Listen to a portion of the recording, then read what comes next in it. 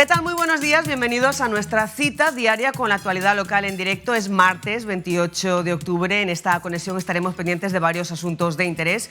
Por ejemplo, de esa operación de la Guardia Civil contra la inmigración ilegal. Varios detenidos en distintos puntos de la ciudad tras la realización de registros en domicilios desde primera hora de la mañana, como decimos, en varios puntos de Ceuta, como Jadú, Huerta Tellez, Poblado de Sanidad o Pasaje Recreo. En unos instantes conectaremos con los compañeros que están pendientes de esta intervención.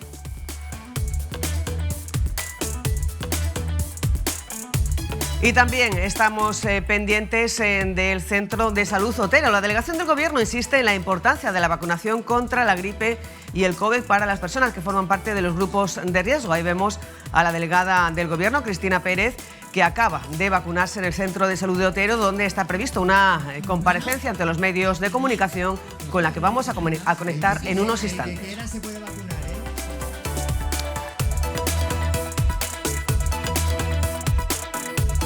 Y en este viernes, en este martes 28 de octubre, estamos pendientes de esta huelga estudiantil convocada en toda España para denunciar el acoso escolar, el bullying y reclamar medidas urgentes en los centros educativos. La movilización, impulsada por el Sindicato de Estudiantes, se convoca tras el trágico suicidio de la menor Sandra Peña en Sevilla, quien presuntamente sufrió acoso en su colegio y cuyos protocolos anti-bullying no habrían sido activados. El paro también exige más apoyo psicológico en los centros educativos y la retirada de financiación pública al centro implicado. Además, aquí en Ceuta, esta concentración, convocada a las 12 del mediodía, cuenta con el apoyo de la FAMPA, la Federación de Asociaciones de Madres y Padres de Alumnos. Hoy en Conectados vamos a conocer la iniciativa de medio centenar de estudiantes del Instituto Puertas del Campo para frenar el acoso escolar.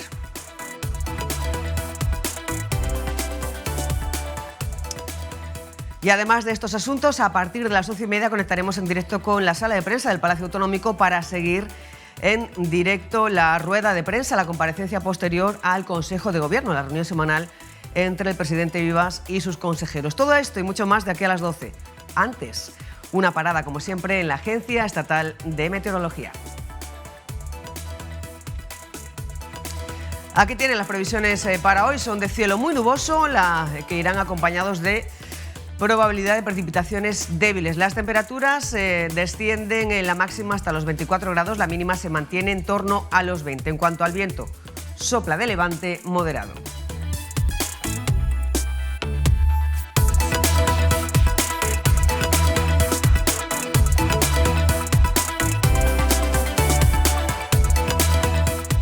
Tres minutos pasan de las 10 de la mañana. Una de las imágenes de las noticias en estos momentos pasa por esa operación de la Guardia Civil que les acabamos de avanzar. Nos vamos en directo con nuestros compañeros. Ruth Gil, muy buenos días, cuéntanos. Pliegue de la Guardia Civil desde primera hora de este martes en un operativo relacionado con la inmigración ilegal. Se han llevado registros en domicilios e incautado diverso material en varios puntos de la ciudad, en concreto en la zona del recinto, en Huerta Tellez y en Jadú. 13 detenidos, uno en la zona del recinto, otro en la calle Argentina y el resto aquí, en Poblado Sanidad. Un operativo en el que ha participado diferentes unidades de la Guardia Civil, como los GRS, Policía Judicial y guías caninos. Unas investigaciones que se enmarcan y están relacionadas con la inmigración clandestina de personas desde Ceuta a la península. El despliegue de la Benemérita ha sido tal que los vecinos han salido de sus casas impactados para conocer qué es lo que estaba sucediendo en estas zonas de la ciudad.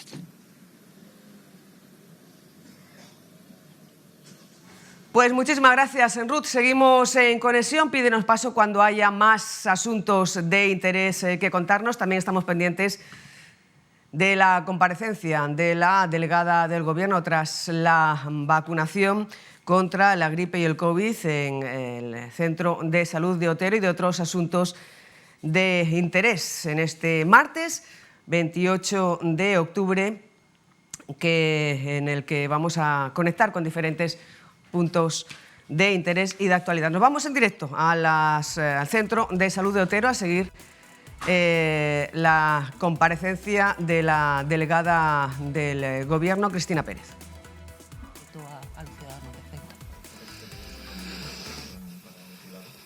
Yo no creo que vayan a correr peligro porque el Gobierno de España está por y para la salud de los ciudadanos, y tampoco podemos centrarnos en las deslealtades de los consejeros para sacrificar el bienestar de los ciudadanos.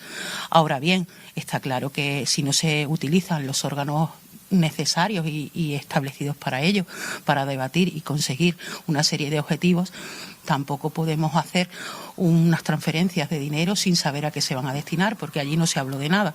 Solo se levantó, se actuó de la manera en que se actuó, e imagino en que el Ministerio deberá tomar las posturas adecuadas a la hora de hacer ese reparto de dinero, porque no le han dado, las administraciones autonómicas no le han dado los criterios en los que se tiene que basar. Pues deberá hacer como ha hecho en otros asuntos, como el reparto de menores, establecer una serie de criterios que beneficien a los ciudadanos con independencia de los desleales de sus consejeros. Quería preguntar sobre la petición sempiterna de la asociación TDH para que haya una unidad de salud mental infanto-juvenil. Ingesa dijo este año que esa unidad iba a estar en 2025. ¿Va a estar? En ello estamos. Yo vuelvo a repetir que esa ha sido nuestra intención de siempre. Próximamente veremos la licitación de la obra, que saldrá a concurso público como todo lo que sacamos, ¿vale? La obra ha pasado por lo que es el proyecto, por alguna pequeña vicisitud que ha hecho que se alargue un poco en los tiempos la licitación, pero saldrá y se llevará adelante. No obstante lo anterior, se han duplicado el número de psicólogos y se ha abierto la unidad de salud mental para adultos y para infanto-juvenil en horario de mañana y de tarde. Las publicaciones del Ministerio se habla de un psiquiatra infantil por cada 30.000 menores. En Ceuta estamos hablando de 14.000. Y, por poner un ejemplo, en Andalucía hay 14 unidades de salud mental infanto-juvenil, lo que da el que haya una unidad infanto-juvenil por aproximadamente 75.000 usuarios y usuarias de la población infanto-juvenil, por cada 75.000 aproximadamente. En Ceuta tendríamos una unidad infanto-juvenil para una población que no llega a 15.000. Por lo tanto, creo que eso es un avance importante. Nosotros seguiremos avanzando en esa materia. Verá la luz como el resto de los proyectos que hemos dicho siempre. Dijimos que habría un centro de salud nuevo en el Tarajal y ahí está. Dijimos que habría una ampliación de urgencias en el hospital para atender a las catástrofes externas y ahí está. Dijimos que cambiaríamos el servicio de urgencia de atención primaria ubicado anteriormente en el José Lafón, un edificio de más de 50 años, y ahí está funcionando, y la unidad de salud mental infanto-juvenil verá la luz sí o sí. La obra empezará próximamente y luego pues cuando esté terminada pues seguiremos. Cosa distinta es situaciones que se han presentado como consecuencia de bajas laborales de psiquiatras, que estamos dando la mejor solución que se puede dar en este momento, que es hacer con recursos propios hasta donde podemos llegar, y el resto pues tenerlo concertado con una clínica en Algeciras que está dando asistencia tanto a adultos como a la población infanto-juvenil en un número, pues estamos hablando de 100 aproximadamente menores y unos 140 adultos. Los adultos ya se están tratando en Ceuta con la incorporación de 2 de los 4 psiquiatras que teníamos. ¿Saben cuánto tiempo tardaría en realizarse esa obra y cuándo estaría implementado el servicio? Son dos cosas distintas. El servicio puede estar implementado con independencia de que la obra esté terminada, porque de hecho hemos abierto la unidad en horario de mañana y tarde para eso. Quiere decir que con independencia de que la obra física esté a lo largo del 2026, que es más o menos la previsión que hay, ahora mismo ya se están atendiendo de forma separada adultos y infanto-juvenil en horario de mañana y de tarde.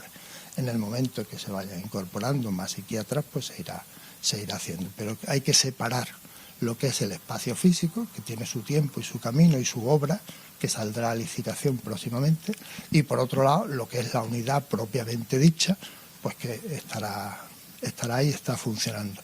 De hecho, hemos duplicado el número de psicólogos de la unidad. Y decir nuevamente eso, que hay que verlo también como un avance, en el sentido de que en Andalucía pues hay una unidad infantojuvenil por cada 75.000 usuarios y usuarias de infantojuvenil. En Ceuta habría una para 14.000. Además, evitaría desplazamientos, porque parece que los desplazamientos solamente se hacen en Ceuta. En Andalucía es normal, en Andalucía, en cualquier otra comunidad autónoma, se desplazan pacientes de unos sitios a otros porque no tiene la unidad infanto-juvenil o cualquier otro servicio a pie de calle o a pie de casa.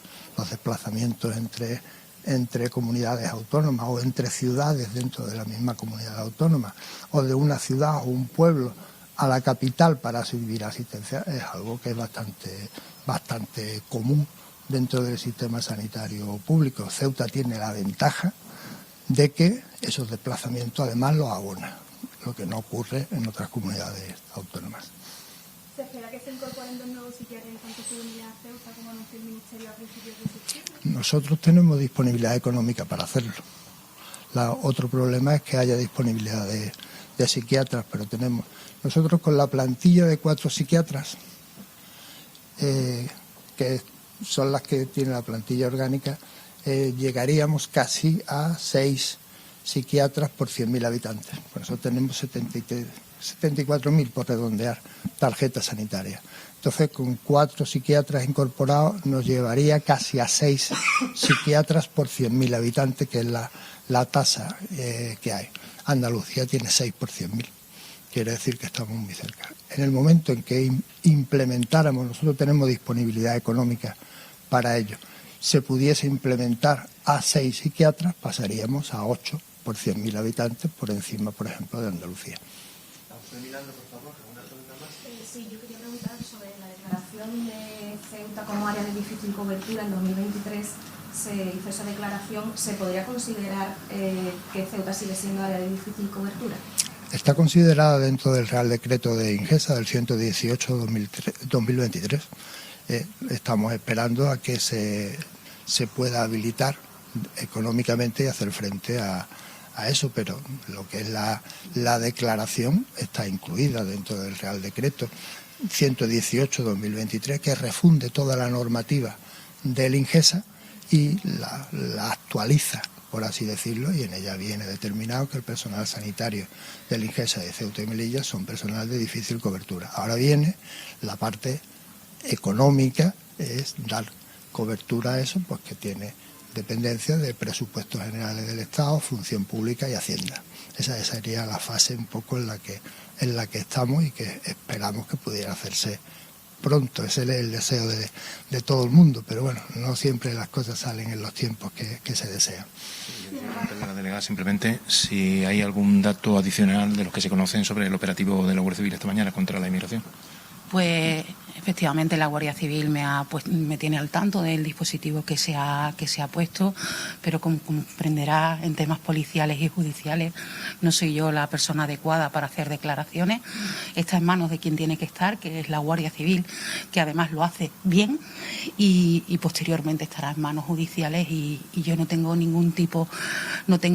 posibilidad de hacer ninguna injerencia ni en una investigación ni en una comparecencia judicial. Por tanto, respeto y agradecimiento y mi enhorabuena en este caso a la Guardia Civil por el operativo, la semana pasada con la operación Robles a Policía Nacional, y todo el apoyo de la delegación del Gobierno, pero sin injerencias, no nos corresponde hacerlo.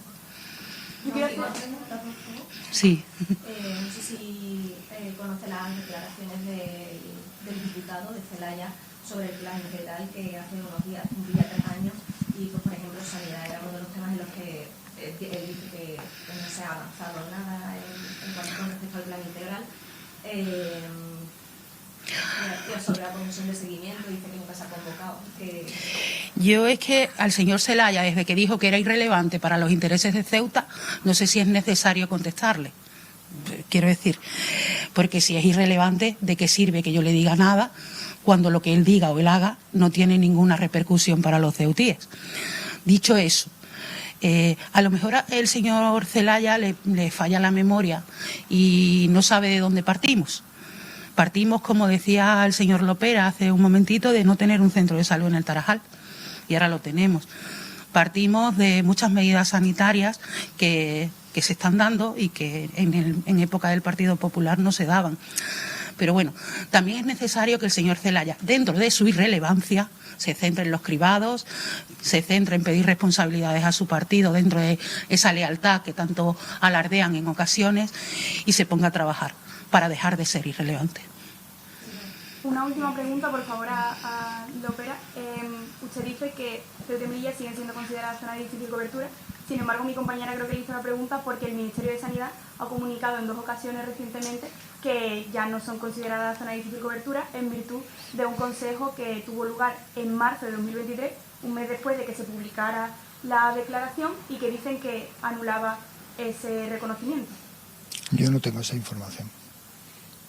La información de la que dispongo es la que viene reflejada en el Real Decreto 118 de 2023, donde viene la estructura y el funcionamiento del INGESA, donde se declara al personal sanitario personal de difícil cobertura, y a partir de ahí no hay ninguna normativa que haya cambiado, eso que yo conozca. Pero ¿ustedes no se han puesto en contacto con el Ministerio para preguntarles por qué ahora dicen que Ceuta y Melilla ya no son consideradas zonas de difícil cobertura? No, porque además es un tema que no se ha tratado. A mí me ha llegado alguna información por algún canal no oficial, pero en ningún momento a nosotros nos ha llegado información que contradiga el Real Decreto 118 del INGESA. Entonces los sanitarios pueden tener esperanza en que se llevarán a cabo las mejoras derivadas de esta declaración. Yo estimo que sí. Sí. Hasta aquí esta comparecencia de la delegada del Gobierno, Cristina Pérez, y del director territorial del INGESA, Jesús Lopera. Una comparecencia en la que hemos podido ver cómo se ha hecho un recorrido por temas de actualidad, desde el plantón de la consejera de Sanidad, Nabila Bencina, a la ministra de Sanidad, cuando se trataba de debatir sobre los 2 millones de euros destinados que se iban a destinar al cáncer. Hemos visto también muchos temas que, al final se desvirtúan un poco de lo que era el mensaje de esta convocatoria, y es que prevenir es curar, como había dicho la delegada del Gobierno anteriormente, en esta vacunación contra el COVID y la gripe, que seguirá durante las próximas semanas. Se hace un llamamiento a la ciudadanía para que acuda a vacunarse, una ciudadanía que no suele llegar al 75% de cobertura, para que acuda a vacunarse, porque prevenir es para evitar casos de más riesgos y de hospitalización. Muchísimas gracias, Alicia, por esta conexión, por esta información, por este resumen que podrán ver de forma más ampliada en nuestros servicios informativos. Nos quedamos con ese mensaje, la importancia de la vacunación contra la gripe y contra el COVID, fundamentalmente para los grupos de riesgo, que tiene que ser todavía más rotundo aquí en Ceuta, donde los porcentajes de vacunación son de los más bajos de todo el país. Seguimos en conexión, seguimos con la línea abierta, Alicia, para que nos pidas paso cuando haya más conexiones y más cuestiones de interés que contar.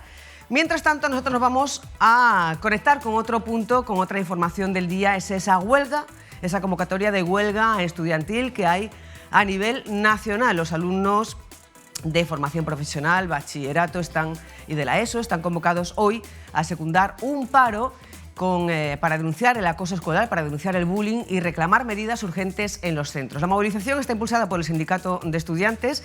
Se convoca tras el trágico suicidio de la menor Sandra Peña en Sevilla, quien presuntamente sufrió acoso en su colegio y cuyos protocolos anti-bullying no habrían sido activados. Hoy en Conectados, como les avanzábamos en el sumario, vamos a conocer la iniciativa de medio centenar de estudiantes del Instituto Puertas del Campo para frenar el acoso escolar. Han creado una asociación y dentro de ella han creado un taller para frenar el acoso escolar. Se reúnen para que vean su compromiso en los recreos. Alae Clalousi, muy buenos días. Buenos días. Tú eres miembro de esa asociación, Salud Emocional y Bienestar, y además coordinadora del taller contra el acoso escolar. Ahora nos contáis qué hacéis. Saludamos también a Mara Antouil, también de la Asociación de Salud Emocional y Bienestar de este instituto y coordinadora junto a la de este taller contra el acoso escolar. Buenos días. Buenos días. Y saludamos también a Salma Ahmed, de la Asociación Salud Emocional y Bienestar, en este caso coordinadora del taller o miembro del taller dedicado a la salud emocional, a la educación emocional en los jóvenes. Muy buenos días. Buenos días. Bueno, estáis las tres secundando este paro, esta huelga. Si os parece, vamos a poner una información que contextualice el motivo de este paro y la manifestación que va a tener lugar a las 12. Y a la vuelta nos contáis qué es lo que hacéis. ¿Os parece? Sí. Vamos a escuchar una información de Ruth Gil. El pasado 14 de octubre, la joven sevillana Sandra Peña se quitó la vida tras sufrir graves episodios de acoso escolar o bullying. Lo hizo al regresar de clase y precipitándose desde el balcón de su casa. La familia afirma que la menor llevaba tiempo sufriendo presunto acoso por varias compañeras en el colegio concertado de las Irlandesas de Loreto, donde estudiaba. Lamentan que ante ello el centro no activase el protocolo obligatorio ante acoso escolar ni las medidas establecidas por la Junta de Andalucía ante posibles conductas autolíticas. Su familia pide ahora justicia y denunciará al centro escolar, un suceso que ha consternado a toda la sociedad española. Ante ello, el sindicato de estudiantes protesta este martes en una huelga estudiantil convocada en todo el territorio nacional para solicitar un incremento de la inversión pública en la atención de la salud mental del alumnado. El sindicato solicita la contratación de psicólogos, orientadores y mediadores escolares en los centros de enseñanza públicos, con recursos estables disponibles para la prevención del acoso escolar. Exigen además la implantación de un plan de salud mental escolar. Esta es la información y el motivo por el cual está convocado en todo el país, también aquí en Ceuta, este paro, esta huelga estudiantil con concentración a partir de las 12 del mediodía en la Plaza de los Reyes. Alae, cuéntanos, ¿qué reivindicáis tal día como hoy con esta huelga?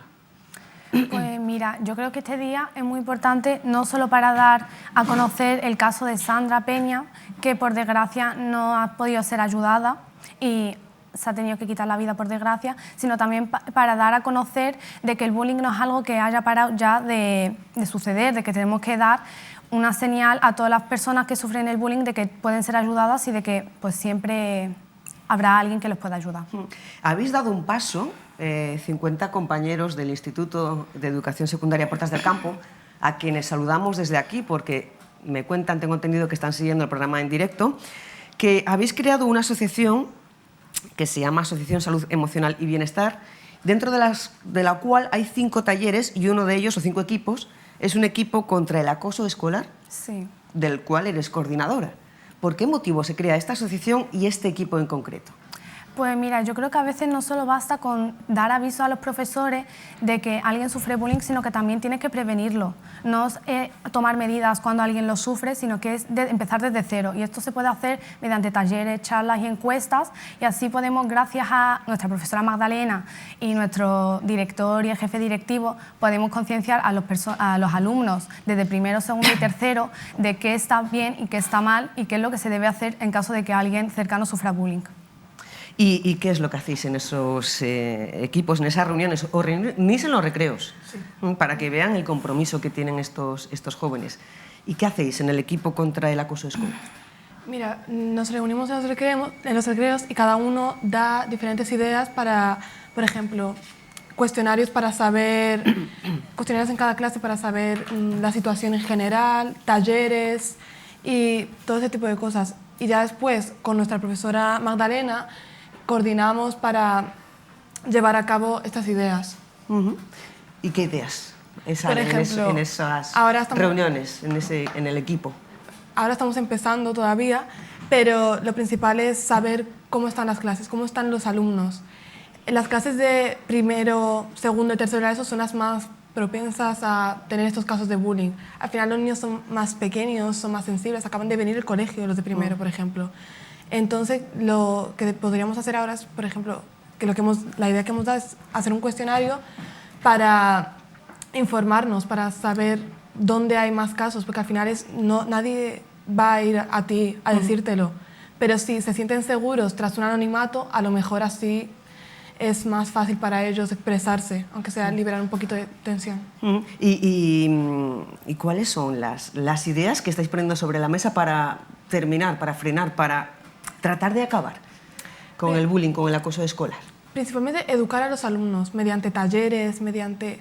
Al final las charlas, aunque son muy importantes, también una persona puede dar una charla y que no, al salir de la clase no haya aprendido nadie nada. Pero, por ejemplo, Alae dio una idea el otro día sobre un escape room que tenga como finalidad un caso de bullying. Por ejemplo, los típicos juegos de resolver casos o misterios, pues así, pero con un caso de bullying, y que realmente vean cómo afecta a la víctima, que al final es el foco de ese tipo de situaciones. ¿Habéis detectado algún caso de acoso escolar en algún momento de vuestra vida estudiantil? Pues mira, yo creo que sí, ya sea por una amiga cercana o por alguien que no era tan cercana y yo he podido ver que algo le pasaba.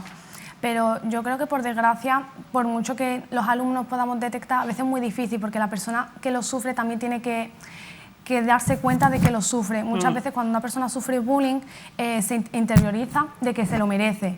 Entonces, claro, que él no sabe que está sufriendo bullying. Él dice que se lo merece, que esto me pasa por algo, si toda la clase está en contra mía es por algo. Y solo una persona desde fuera puede ayudarle y hablar con él, decirle, oye, pues lo que te está pasando es bullying, quieres ayuda, pero muchas veces es difícil que esa persona se dé cuenta. ¿Y qué papel juegan las nuevas tecnologías, las redes sociales, Internet en el acoso escolar? Yo creo que el Internet puede jugar a favor y en contra.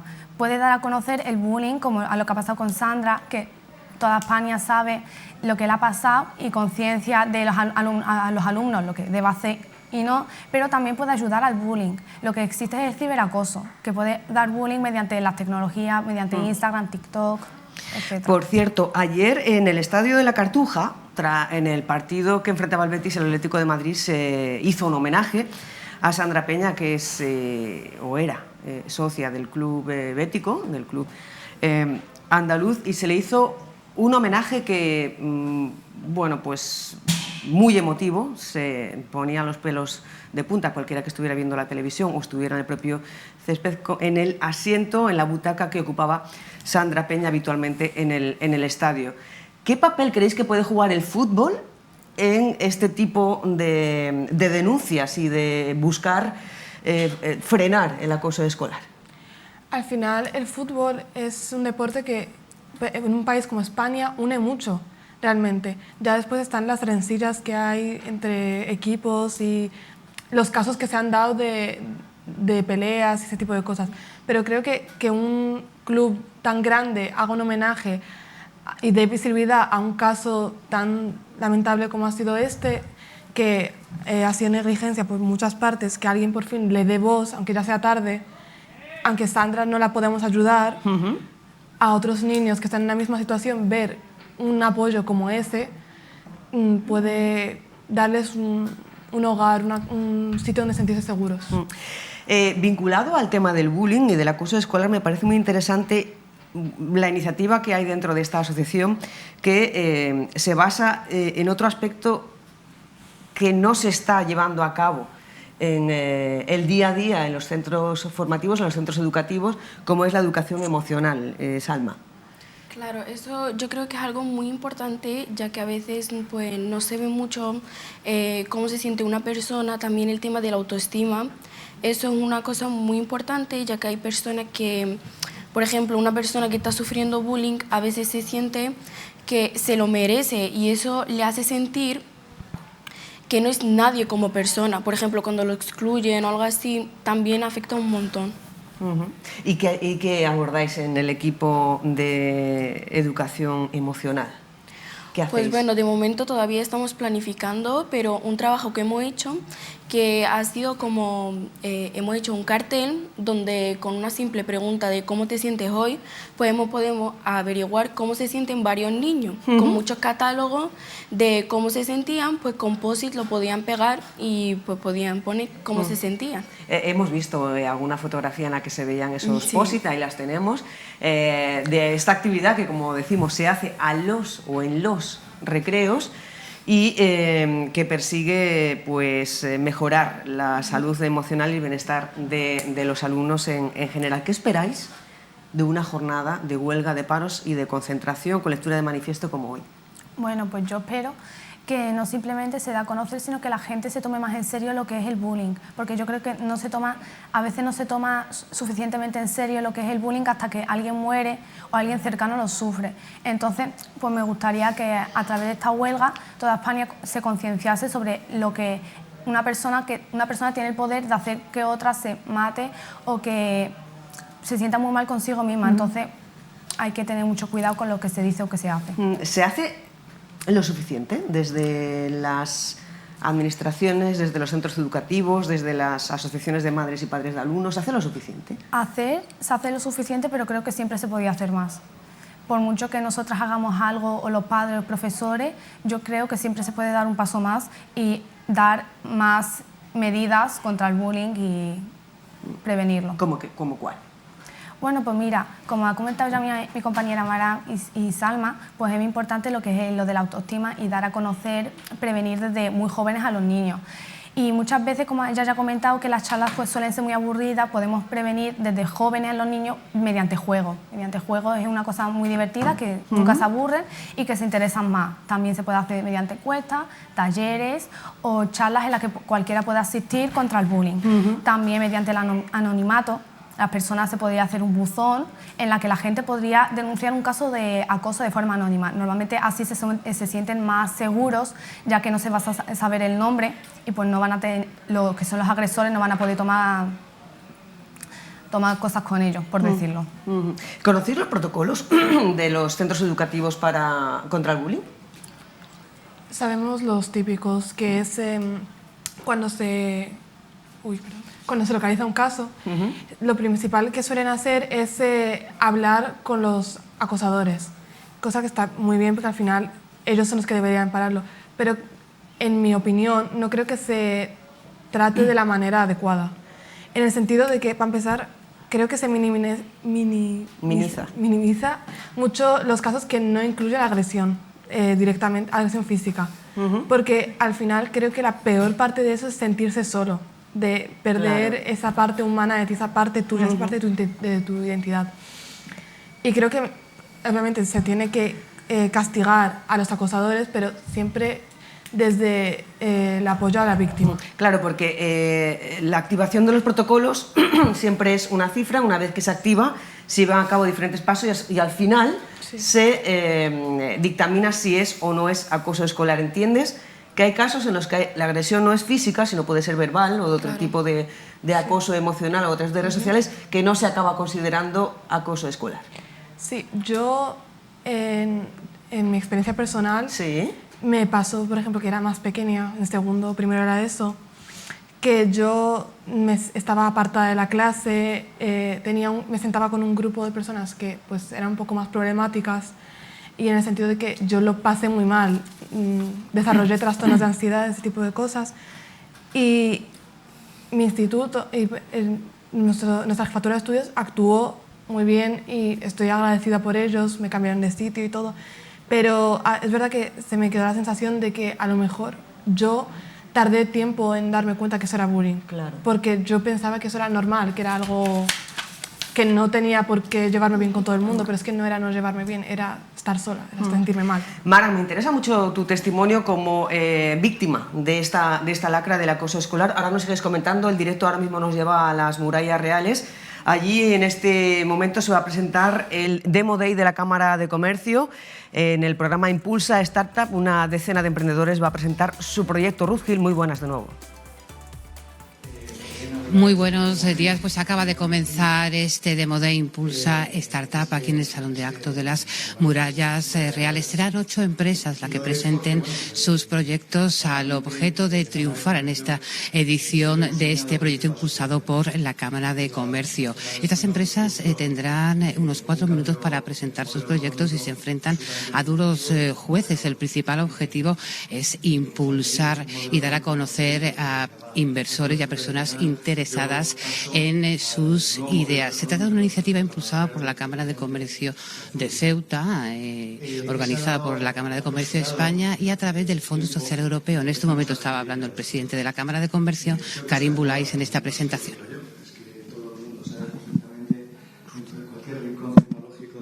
De nuestra España, que Ceuta está llamando atención a todos aquellas personalidades que quieren continuar y quieren seguir creciendo en el mundo tecnológico.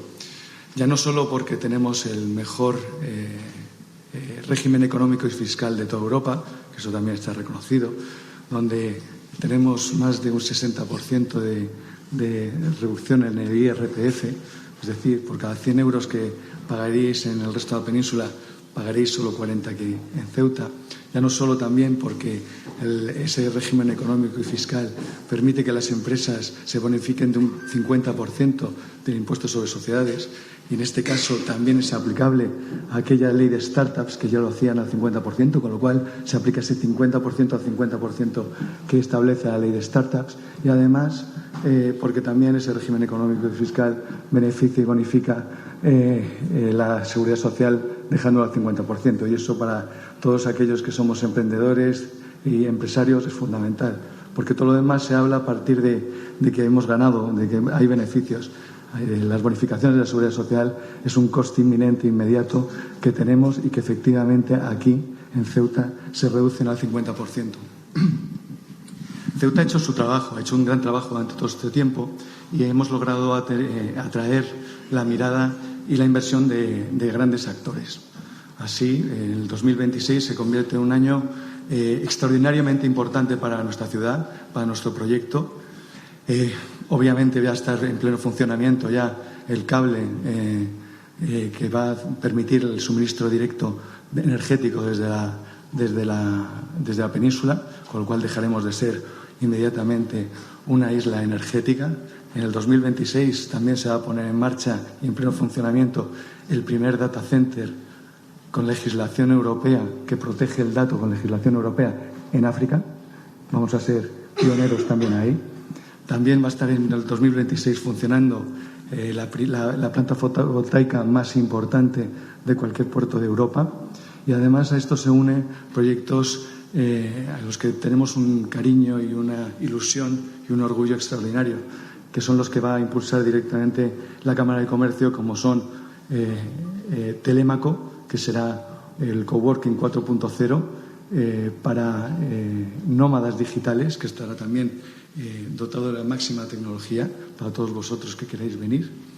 Eso también estará a disposición vuestra en el 2026, y en el 2026 también esperemos también que esté en funcionamiento Odisea, la primera y única incubadora europea en materia de turismo, economía azul y economía verde.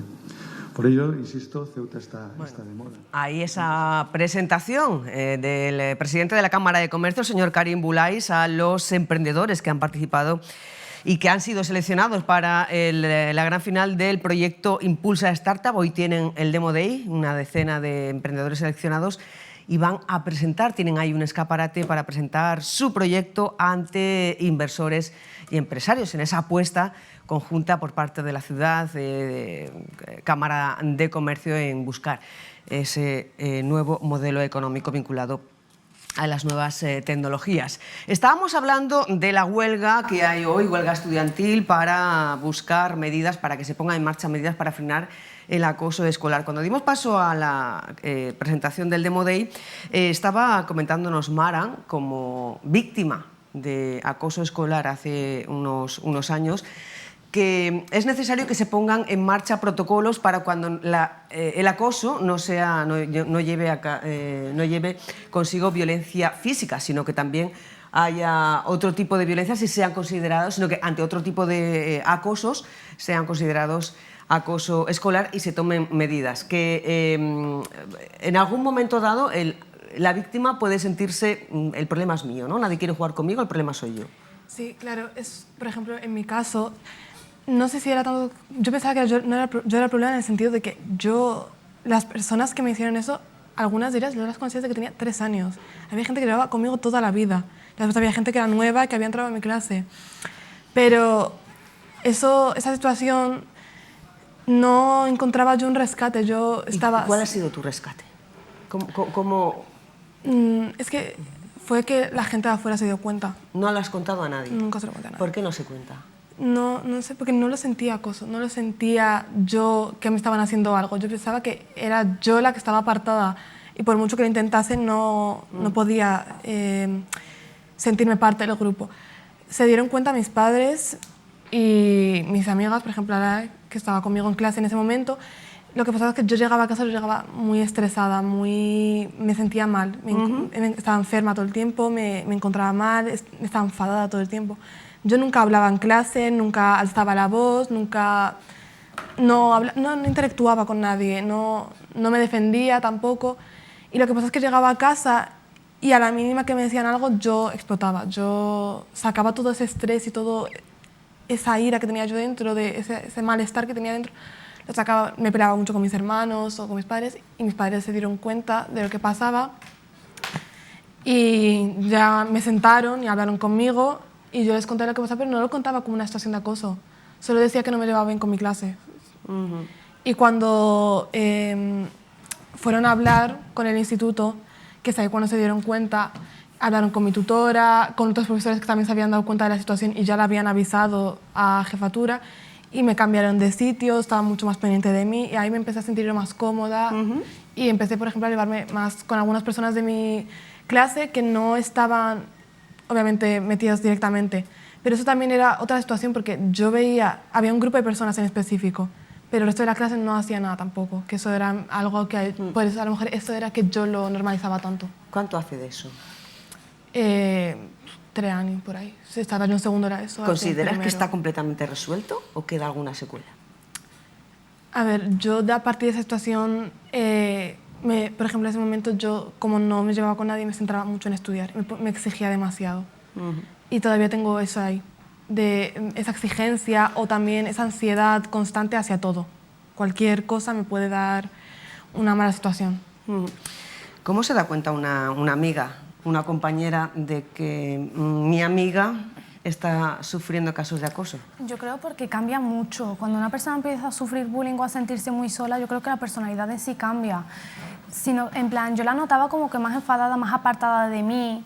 Y yo también me daba cuenta al fin y al cabo de que... Algo pasa. Sí, de que algo pasaba, porque yo al fin y al cabo estaba sentada con ella en clase y yo estaba en la misma clase y conocía a las compañeras. Entonces no era a lo mejor el mismo trato que hacían las compañeras hacia otras chicas que el que le hacían a mi amiga. Entonces yo ya decía que esto era algo raro, que la tenían tomada con ella y que esto no era normal. Era un caso de bullying. ¿Crees que se han tomado las medidas necesarias? Yo creo que sí, pero creo que se ha tomado tarde. Tarde porque ya las secuelas del bullying se han quedado para siempre y yo creo que se podía haber tomado más antes. Pero yo creo que al fin y al cabo, si los profesores no saben de que hay un caso de bullying o ni siquiera los padres, yo creo que es muy difícil activar lo que es la alarma. Claro. Bueno, pues tal día como hoy también queréis leer un manifiesto. Sí. Todo tuyo. Gracias. Manifiesto contra el bullying. APCE Bienestar y Expuertas del Campo Ceuta. Hoy alzamos la voz. Hoy hablamos en nombre de quienes callan, tiemblan y se esconden. Porque el bullying no es un juego, ni una broma, ni una fase. El bullying duele, rompe y deja cicatrices que a veces no se ven, pero se sienten cada día. Desde APCE Bienestar, del IES Puertas del Campo de Ceuta, decimos basta. Nuestra asociación nació para cuidar el bienestar, la salud emocional y el respeto, para que cada persona se sienta segura, valorada y de ser quien es. Sabemos que nadie puede luchar solo contra el acoso. Por eso creemos profundamente en un proverbio africano que dice: hace falta toda una aldea para educar a un niño. Y añadimos, hace falta todo un pueblo para garantizar su felicidad. Todos y todas somos responsables. El profesorado, la familia, las instituciones, los medios y también nosotros, los compañeros y compañeras. Porque el silencio también hiere, porque mirar hacia el otro lado también es permitir. Queremos construir aulas donde la palabra respeto no sea solo un lema, sino una práctica diaria. Queremos una escuela donde la empatía sea tan importante como la matemática y la amabilidad tan necesaria como el aire.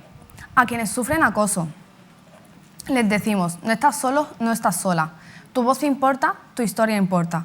Y aquí estamos para escucharte, apoyarte y defenderte.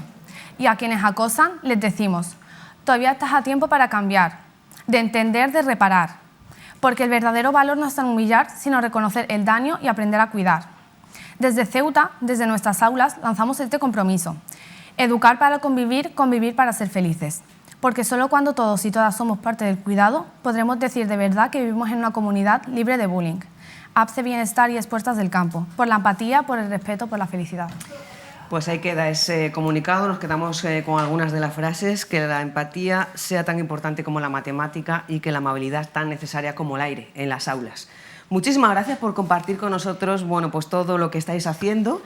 Hoy hemos dedicado prácticamente toda la conversación al equipo contra el acoso escolar porque se lleva a cabo esta huelga. Yo os invito a venir en otras ocasiones para hablar del resto de equipos, equipo Vida Saludable, equipo Educación Emocional y equipo Educación Afectivo-Sexual, que me parece muy interesante vuestra iniciativa y vuestro compromiso. Hablamos otro día también sobre ese equipo de Educación Emocional. Salma, y me quedo también sobre todo con el mensaje de Maran, de que por favor se tengan en cuenta también como casos de acoso, se actúe contra esos casos de acoso en los que no hay violencia física. Muchísimo ánimo, muchas gracias por tu valentía y gracias por vuestro compromiso y vuestra labor. A ti por darnos la oportunidad de venir aquí y hablar sobre un tema tan importante. Y gracias también a vuestro profesor, que está súper orgulloso de vosotras, como es el señor don José Luis Grosso, Pepe Grosso, nuestro Pepe Grosso. Un placer, chicas. Gracias. Gracias. Y nosotros nos vamos ahora a conocer una formación sobre emergencias, una formación que están llevando a cabo pues, alumnos de la Escuela de la Construcción. Nos lo cuenta Alicia Urbano. Muy buenos días de nuevo, Alicia. Muy buenas, Susana. Pues nos encontramos en el aula de la Academia ECO, donde se está llevando una formación muy importante, una formación que salva vidas. Se trata del curso de soporte vital básico y uso de desfibrilador, que siempre me atajo ahí, semiautomático. Una iniciativa que, como decimos, es fundamental y lo que se intenta es que cada vez más personas sepan hacer la maniobra RCP para actuar ante una parada cardiorrespiratoria. Estamos con Víctor Manuel Ríos, con el instructor del Plan Nacional de RCP, para que nos cuente un poquito en qué consiste la formación que se está desarrollando aquí hoy. Buenos días, Víctor Manuel. Hola, buenos días. Bueno, os cuento, el curso consta de 2 días que hacemos llevamos casi todo el mes de octubre, y la formación se hace para 8 personas durante 2 días, 4 horas y 4 horas. En él se abarca sobre todo la situación más extrema que podemos encontrar en una emergencia, que es la parada cardiorrespiratoria. Entonces, en ese caso, para nosotros es muy importante la labor del primer interviniente, porque claro, yo trabajo en el 061, llevo 25 años ahí trabajando, y es verdad que nosotros tenemos un tiempo de respuesta. Entonces, ese tiempo de respuesta, que son 5, 6, 7 minutos, son fundamentales a la hora de una parada cardiorrespiratoria. Entonces, sobre todo, llevar al primer interviniente, personas que no son sanitarias, para que ellos puedan hacer las primeras maniobras a la hora de atender a una persona que esté tirada en el suelo. Como decíamos, es una formación que se está convirtiendo en fundamental, ¿no? Que cada vez más personas sepan reaccionar ante este tipo de situaciones. El curso vais empalmando uno con otro, ¿no? De 2 días en 2 días. Efectivamente, o sea, en la formación como tal, en la legislación, en todas las comunidades autónomas, perdón, lo siento, no pasa nada. Vale, las comunidades autónomas pues directamente tienen todo legalmente estipulado, en la cual, según el BOCE, en este caso en Ceuta, dice cómo tenemos que hacer la formación, cuántos días, cuántas horas, el lugar, el sitio, y entonces utilizar el material que tengamos a nuestra mano, como puede ser los muñecos, el desfibrilador semiautomático, que es de entrenamiento, y todo eso pues viene legislado en el BOCE creo que el del 6 de agosto del 2010. Ahí directamente nos estipula cómo tenemos que hacer la formación. Entonces tienen que ser 8 personas por instructor. Si tuviéramos 2 instructores, podríamos ser 16, ¿no? Pero en este caso ya te estipula las horas de formación teórica y la parte de formación práctica.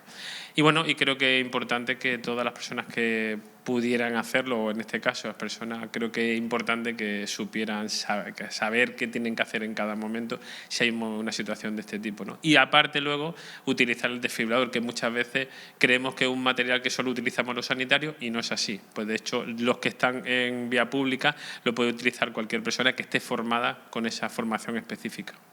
Es muy importante hacerla, por tanto, una vez que terminan la formación, ¿están preparados para actuar?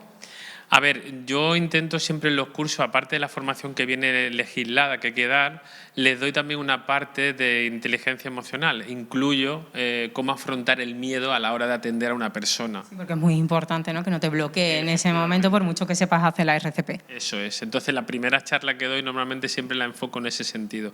Que la gente sepa diferenciar o gestionar las distintas emociones que tenemos. Sabemos que tenemos 5 básicas, ¿no? La alegría, la tristeza, el asco, el miedo, el enfado, pero la que más aparece es el miedo. Entonces, cuando aparece el miedo, ¿cómo se quita el miedo? Pues con formación, con seguridad. Cuando tienes seguridad de que sabes lo que tienes que hacer, evidentemente el miedo desaparece, porque a veces podemos actuar huyendo, paralizándonos o sobreactuando, ¿no? Entonces creo que es importante tener en cuenta eso, ¿no? Gestionar bien ese miedo con respecto a ese tipo de situaciones, porque nadie nos libra de eso.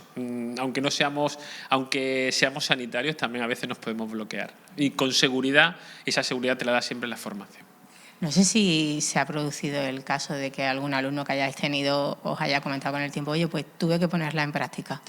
Nosotros en algún momento sí hemos tenido alumnos que es verdad que han tenido alguna situación, no han llegado a tener que reaccionar con respecto a la RCP, con una reanimación, pero sí llamar por teléfono al 061, al 112 y atender a alguien.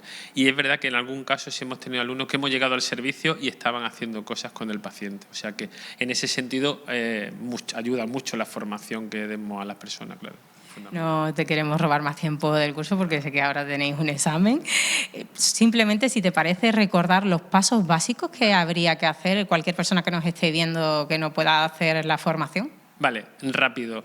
La conducta pasa sobre todo el principio, que es proteger, avisar y socorrer. Nosotros nos tenemos que proteger, porque si nos pasa algo a nosotros, evidentemente no podemos ayudar a la otra persona.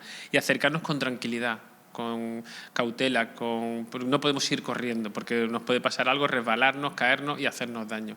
En el primer momento es que lo que hay que hacer es mirar si está consciente o inconsciente. Punto. Nos acercamos, le gritamos al oído, zarandeamos si hace falta y si vemos que está inconsciente, lo primero es pedir ayuda a alguien que esté cerca, que se acerque con nosotros y luego ver si respira. Con la maniobra frente-mentón, simplemente hiperextensión del cuello, vemos si respira, ver, oír y sentir, vemos el pecho, si se eleva está respirando, si está inconsciente y respira, posición lateral de seguridad. Lo ponemos de lado por si vomitase inconsciente para que no se trague el vómito. Eso es una parte. Y la otra parte sería si el paciente está inconsciente y no respira. Entonces hay que hacer 3 cosas. Llamada por teléfono, como sabemos los 2 teléfonos que hay, 112 o 061. Evidentemente las 2 son de emergencia, pero sí es verdad que cuando es una emergencia sanitaria pura y dura es recomendable llamar al 061 directamente. Y llamada RCP, si está inconsciente y no respira, compresiones torácicas 32 a ritmo de 100-120 por minuto. Nosotros utilizamos el ritmo de la Macarena, la canción, mentalmente no la vamos a... En algún otro curso me parece que nos lo han enseñado. O el Staying Alive de los Bee Gees de aquella época. Y después ya, si hay un desfibrilador cerca, pedir el desfibrilador. Entonces, eso, con esos pasos básicos es fundamental. Y la ayuda lo antes posible, llamar al 061 para que la ayuda vaya en camino y en el momento que llamemos decir impaciente, inconsciente, que no respira y maniobra de RCP. Con eso ya directamente el equipo sale volando para la zona. Pues muchísimas gracias, Víctor, muchas gracias por atendernos y aquí quedan estos consejos de Víctor Ríos, el instructor de Plan Nacional de RCP, unos consejos que tanto los consejos como la formación que deberíamos hacer todos, ahí está la diferencia entre poder salvar una vida si nos encontramos con una situación de estas que nadie está a salvo. Desde luego que sí, Alicia, desde luego que sí que deberíamos tener esta formación todos. Muchísimas gracias por esta conexión. Mira, nosotros seguimos hablando de formación, o mejor dicho, de educación para adultos. ¿Por qué? El profesor Jesús Canca, del Colegio de Educación para Adultos EDRISIS, ha representado a España en el Congreso Europeo de Adultos EPALE 2025, que se celebró en Bruselas los pasados días 22 y 23 de octubre. La plataforma EPALE cumplió este año 10 años y su encuentro llevaba por lema Pasajes un viaje a través del aprendizaje de adultos. Jesús Canca, muy buenos días. Buenos días. Muchísimas gracias a ti por venir aquí a Conectados a contarnos cómo ha sido la experiencia. Lo primero, enhorabuena. Muchas gracias. ¿Qué significa para un docente representar a España en Bruselas en un congreso, en una jornada, en un Congreso Europeo de Educación para Adultos? Bueno, pues yo creo un orgullo doble. En primer lugar, representar a Ceuta, en primer lugar, y que Madrid se haya fijado en la ciudad autónoma de Ceuta para participar en este congreso. Y en segundo lugar, bueno, pues como representante de la Red de Embajadores de España, ha sido también un orgullo representar a todos los compañeros en este evento internacional que se ha celebrado en Bruselas con motivo del 10º aniversario de esta plataforma de PALE.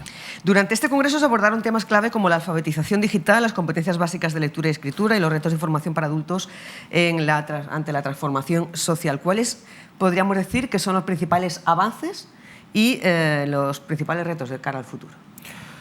Bueno, en primer lugar, los temas que tú abordas serían los focos temáticos para EPALE en este 2025. Y entre ellos pues sería, en primer lugar, el desarrollo de las competencias básicas. El desarrollo de las competencias básicas que vendría un poco a incentivar a todo el alumnado adulto para que sea capaz de estar formado con vista a encontrar un puesto laboral en un futuro. En otro segundo punto también estaría el tema de la competencia digital, obviamente, sin olvidarnos de la inteligencia artificial, que también supone uno de los retos para esta nueva sociedad del siglo actual, con lo cual sería un segundo elemento ahí para abordar. Y bueno, todo ello estaría de la mano de competencias clave que abordarían tanto una como otra. En su papel de embajador español formó parte del taller Habilidades Básicas, la base del aprendizaje permanente. ¿En qué ha consistido su participación ahí en Bruselas?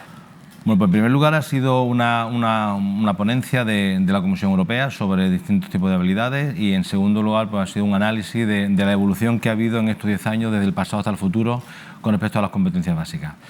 En cuanto a la participación, pues ha sido un poco analizar el tema de las competencias y un poco también mirando hacia el futuro, lo que llaman ellos las competencias orientadas hacia el futuro.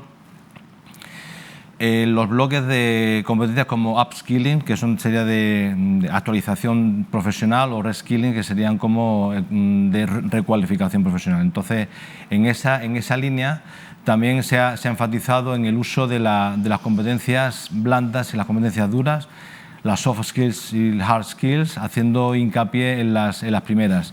En las primeras porque no son tan tangibles como el tema de la formación científica en cada caso, sino que tiene que ver con el tema de cualificaciones que son paralelas a ese tipo de teoría o de formación científica.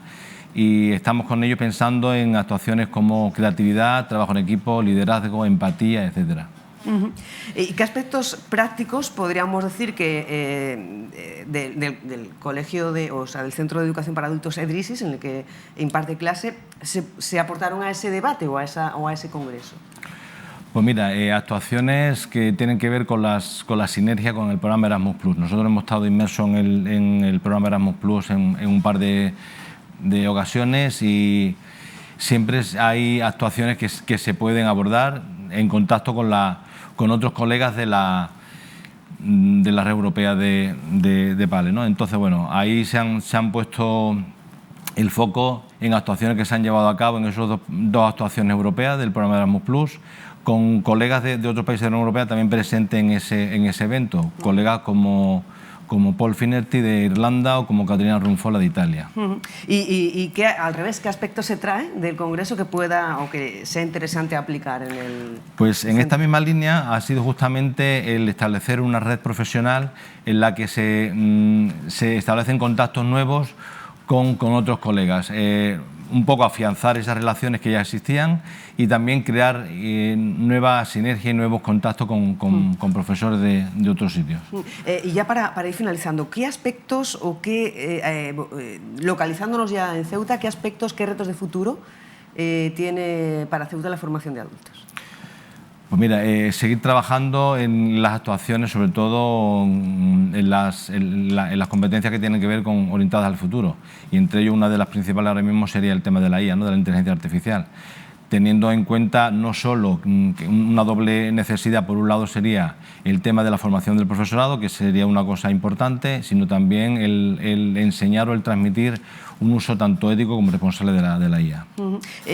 ¿Hay iniciativas que puedan servir de modelo para conseguir esos retos a los que se acaba de referir en la formación para adultos aquí en Ceuta? Pues mira, EPALE, entre mucho material que tiene un banco de recursos que tiene también material referente a este tipo de temáticas a abordar. Entonces, bueno, nosotros podemos valernos no solo de experiencias que ya existen colgadas por parte de colegas de otras autonomías, sino también a nivel europeo, con lo cual ahí hay un banco bastante considerable en cuanto a recursos y en cuanto a experiencias buenas para copiar o para traspolar. ¿Cómo podríamos decir, usted cuánto tiempo lleva en el ámbito de la educación para adultos? Pues en general llevo en total unos 30 años en la docencia y en adulto llevo 17 cursos. Llevo 17 cursos. Y desde su experiencia, ¿cómo podríamos decir que ha evolucionado la educación para adultos y la percepción de la educación para adultos aquí en la ciudad?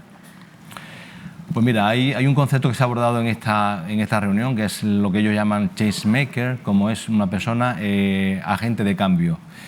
Quizás el papel que juega el docente o cualquier persona relacionada con el ámbito de la educación de adultos y sobre todo en los centros de adultos es un poco un dinamizador y animador para que esa población que decide dar el paso para entrar en un centro de adultos sea capaz de finalizar sus estudios y no solo eso, sino después crearle ese gusanillo para seguir aprendiendo en otra formación, tanto vía FP o cualquier otra vía. Y en esa línea, va a seguir trabajando. ¿Cuáles van a ser los pasitos que se vayan a dar al respecto?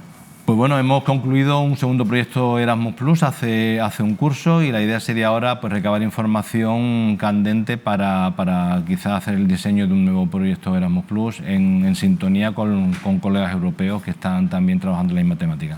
¿Y cómo ha variado en estos 17 años la cifra, la cantidad de adultos que se inscriben en los centros de educación para adultos aquí en Ceuta? ¿Cómo ha variado? Pues yo creo que se ha mantenido en los dos centros adultos que hay en la ciudad y también con información que tenemos del centro adulto que hay en Melilla, un poco esa cantidad se repite, es un número bastante considerable en relación a esa población global de la ciudad. ¿Qué le gustaría que nosotros como sociedad recordáramos sobre la educación de adultos cuando hablamos de aprendizaje permanente? Pues el aprendizaje permanente es un término que ahora utiliza Europa, la Comisión Europea, que abarcaría no solo lo que se llama aprendizaje a lo largo de la vida, sino también formación profesional. En ambos términos, tanto educación de adulto como formación profesional, englobaría lo que la Comisión Europea denomina educación permanente, y en esa línea pues sería un poco incentivar a que todo el personal siga formándose a lo largo y ancho, porque también uno de los énfasis que ha puesto en este evento internacional representante de Comisión Europea ha sido no solo a lo ancho, sino a lo largo, sino también a lo ancho de la vida, porque también no solo son aprendizajes formales, sino también formales, no formales e informales. Pues Jesús Canca, docente del Centro de Educación para Adultos EDRISIS, muchísimas gracias por compartir con nosotros esa experiencia, un profesor de ceutí representando a España en el Congreso Europeo de Educación de Adultos en Bruselas. Así que felicidades a usted y también al propio centro y a los alumnos. Muchas gracias. Un placer. Y nosotros nos vamos ahora al edificio sindical. Allí los sindicatos Comisiones Obreras, CESIF y UGT están presentando esa convocatoria de manifestación, de movilizaciones, primero para el día 30 y si no se abren las negociaciones para las subidas salariales de los empleados públicos, esa huelga para el mes de diciembre. Interviene Trinidad Mejías del sindicato UGT. Trabajadores y de todas las trabajadoras de la función pública de nuestro país, de todos, porque es la mesa general, ¿vale? Es la mesa general. Ahí entran todas las negociaciones del TREBES, del Estatuto Básico del Empleado Público, del artículo 37 de ese estatuto, que es el que habla de las condiciones económicas y de todas las condiciones laborales que están regidas por ese estatuto. Pues lo que sucede es que esa mesa está congelada y nos mantenemos ahora mismo durante desde el 1 de enero de 2025 no ha habido ningún incremento salarial. El incremento salarial del 0,5% que hemos recibido ahora, los docentes, en octubre, se corresponde con parte del acuerdo que se firmó en 2021, en la que se establecía una subida fija salariales durante el 2022, 23 y 24, y luego otras que iban a depender de cómo fluctuara el incremento de la vida, o sea, de cómo fluctuara el IPC y el Producto Interior Bruto. Tenían que hacernos esa subida con respecto al aumento que había de la inflación en 2024 y nos la han pagado ahora en octubre, pero es algo que nos debían de 2024. En 2025 todos los trabajadores y todas las trabajadoras de la función pública no han percibido ningún aumento salarial. Por otra parte, tampoco se ha tenido en cuenta en la oferta de empleo público la ahora cesada secretaria de Estado del Ministerio de Función Pública, por su cuenta y riesgo ha aprobado la oferta de empleo público con esa congelación de la mesa y no ha tenido en cuenta ninguna de las propuestas que hemos hecho los sindicatos. Los sindicatos que estamos aquí representando a los trabajadores y a las trabajadoras de la función pública, que son 3 millones de personas, porque ahí se incluyen tanto los funcionarios y funcionarias como el personal laboral y el personal estatutario. Nosotros representamos al 80% de todos esos trabajadores. Vuelvo a repetir que son 3 millones. 3 millones que son los que están haciendo que los servicios públicos funcionen como tienen que funcionar. Hasta ahora... más adelante voy a hacer hincapié en otra cuestión, pero no quiero adelantarme. Voy a centrarme en lo que estoy diciendo. Otro de los aspectos en esta oferta de empleo, que me he desviado un poco, en esta oferta de empleo, la señora secretaria de Estado la ha aprobado basándose simplemente en la tasa de reposición, es decir, en las jubilaciones que se producen a lo largo del año. En estos 20 últimos años hemos perdido 45.000 puestos de trabajo en la función pública. Esto conlleva a que, aunque ahora haya habido una tasa neta de 4.500 puestos de trabajo que van a salir a la oferta de empleo público, siguen estando recortadas las necesidades de trabajadores y trabajadoras que hacen falta en la función pública. Por otra parte, también hay mejoras laborales que hay que afrontar y que hay que sentarse y negociarlas, como son, por ejemplo, las cuestiones, la situación laboral en la que se encuentra el personal laboral, y también el tema de la jubilación, por poner 2 ejemplos, el tema, por ejemplo, de la jubilación parcial de funcionariados y personal laboral, que también se encuentra ahora mismo congelado. La situación, todavía para más INRI, el señor ministro de Función Pública, Óscar López, justifica la congelación salarial de sus trabajadores porque dice que no se han aprobado los presupuestos generales del Estado.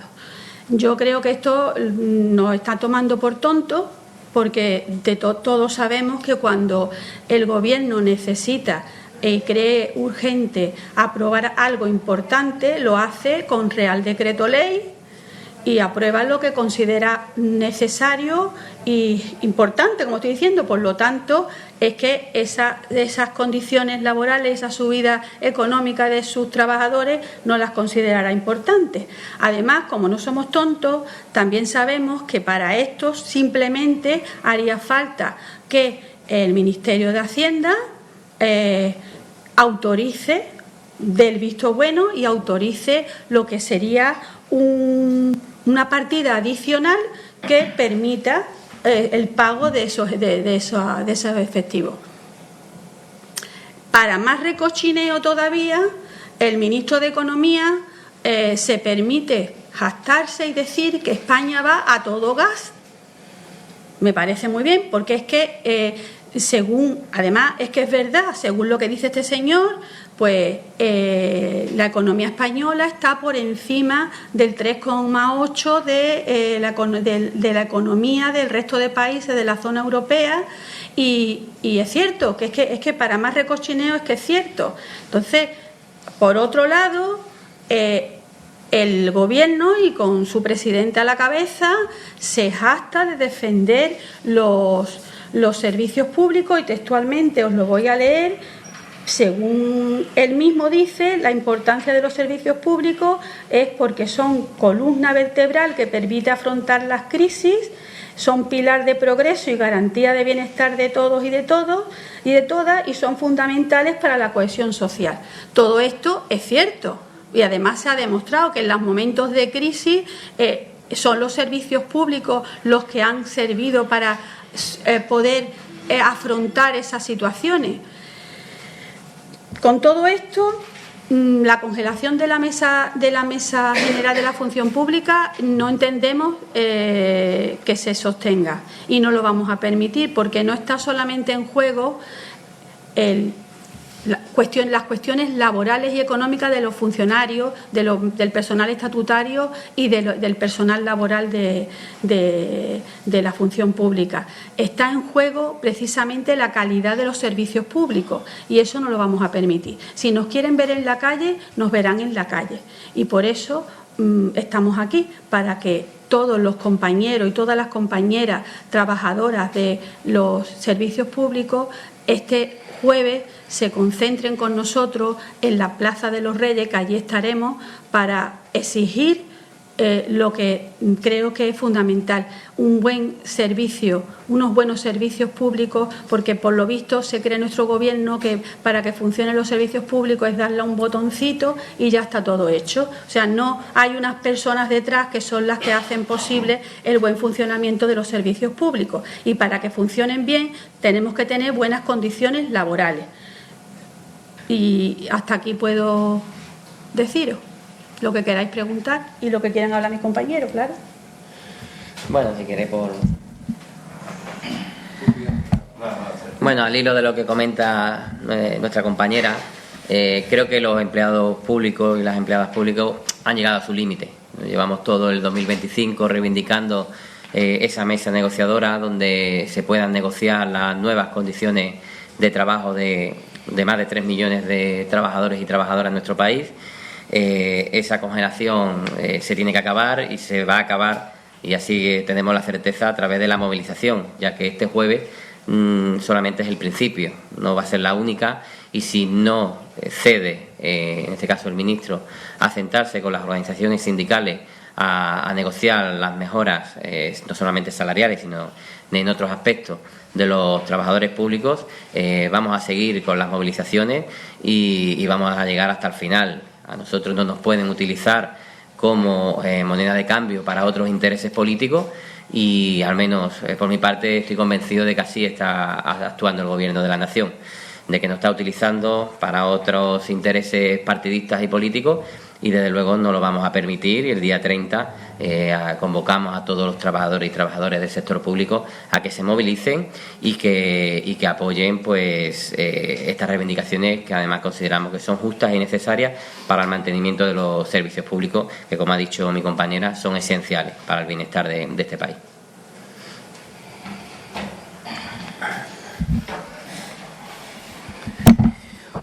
Buenas a todos. No puedo añadir mucho más de lo que ya han dicho mis compañeros, y que, bueno, como han hecho ellos, pedirle a los empleados y empleadas públicos de nuestra ciudad que apoyen esta movilización, porque, bueno, como todos sabemos, a nivel reivindicativo, por este carácter de servidor público que tienen muchos trabajadores, parece que les cuesta hacer algún tipo de reivindicación en muchas ocasiones cuando se trata de conseguir un objetivo como el que se está promoviendo, no a nivel local, no a nivel autonómico, sino a nivel nacional, que es, como mis compañeros han dicho, actualizar los salarios de los empleados y empleadas públicos de nuestro país a las condiciones reales de vida en las que nos encontramos ahora. Como bien han dicho ellos, cuando estamos en situaciones de crisis, cuando tenemos necesidad, cualquiera de nosotros, cualquier ciudadano, a quienes recurrimos siempre va a ser a los servidores públicos, siempre va a ser a la policía, a los bomberos, al personal sanitario, por supuesto, qué decir de la educación, la importancia que tiene. Y me gustaría recordar a toda la ciudadanía también en general, no solamente a los empleados públicos y a sus familiares. Me gustaría recordar algo que parece que pasó hace mucho tiempo, que fue, creo, la peor situación que ha vivido nuestro país, que fue el confinamiento. Durante el confinamiento, los servidores públicos se jugaron su vida y las de sus familias para seguir prestando servicios. Esos aplausos que hicimos todos en los balcones a los sanitarios, a los policías, a la Guardia Civil, eso es el servicio público, eso es el servicio público. A eso es a lo que nosotros estamos defendiendo. A esas personas es a las que queremos que se les revalorice su salario conforme a la situación real de la vida en la actualidad. Salarios congelados durante muchísimos años, desde el año 2010 llevamos arrastrando una congelación salarial o una merma de poder adquisitivo de más del 30% y ya es hora de que eso cambie. Ya es hora de que de una vez por todas los empleados públicos salgamos a la calle y le digamos al Gobierno que no podemos seguir siendo nosotros quienes carguen con aquella crisis del año 2010 y que todavía a día de hoy para los empleados públicos, esos servidores públicos que se juegan la vida en muchos casos, la suya y la de sus familiares, sigan cargando con esa crisis que todavía venimos arrastrando. Esperamos que todos estéis allí, por supuesto nosotros estaremos allí, en todo el país ya nos han comunicado que se está organizando una grandísima movilización y continuaremos en ello. Bueno, tenemos prevista incluso otra movilización, si esta no fuera suficiente, a nivel nacional en Madrid, en la que podríamos acudir muchos de nosotros, y también, si llega el caso, incluso llegar hasta la huelga.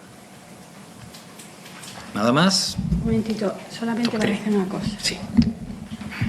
Como bien ha dicho mi compañero, mis dos compañeros, en los momentos de crisis siempre se tira de los servicios públicos. Pero es que en los momentos de crisis económica se han tirado de los servicios públicos y de los servidores públicos. Se nos recortó, en 2012 se nos recortaron los salarios a los servidores, a los trabajadores públicos y a las trabajadoras públicas. Nos dejaron sin paga extraordinaria. A los 2 años nos devolvieron una de las pagas extraordinarias que nos habían quitado. Y actualmente todavía esas pagas extraordinarias están recortadas. Yo creo que el que estemos el jueves en la calle ya no es un tema de los sindicatos simplemente, es de los sindicatos y de todos los trabajadores y de todas las trabajadoras, porque nosotros somos sus representantes, pero sin la fuerza y sin el apoyo de ellos no serviría esto para nada, ¿vale? Gracias. ¿Una pregunta? ¿Nada? Más claro imposible. Somos muy elocuentes. Hombre, podemos ya decir insultos y cosas de esas, pero lo de poca vergüenza y cosas de esas no lo hemos ahorrado, pero bueno, se entrevé un poco, ¿no? De los sindicatos Comisiones Obreras, UGT y CESIF para reclamar la negociación colectiva con el Gobierno central, esa subida salarial del 3%, movilizaciones que arrancarán con concentración el próximo jueves 30 de octubre y advierten de que en caso de no conseguir sus objetivos irán a la huelga general en el mes de diciembre. Estamos a punto de conectar con el periodista Manuel Trillo Lodeiro, que recibirá este jueves el premio Fernando de Leiva. Mientras tanto, vamos a la encuesta. Mañana, como saben, el Ceuta juega partido de la primera jornada de la Copa del Rey y se mide al Club Deportivo Unión Malacitano.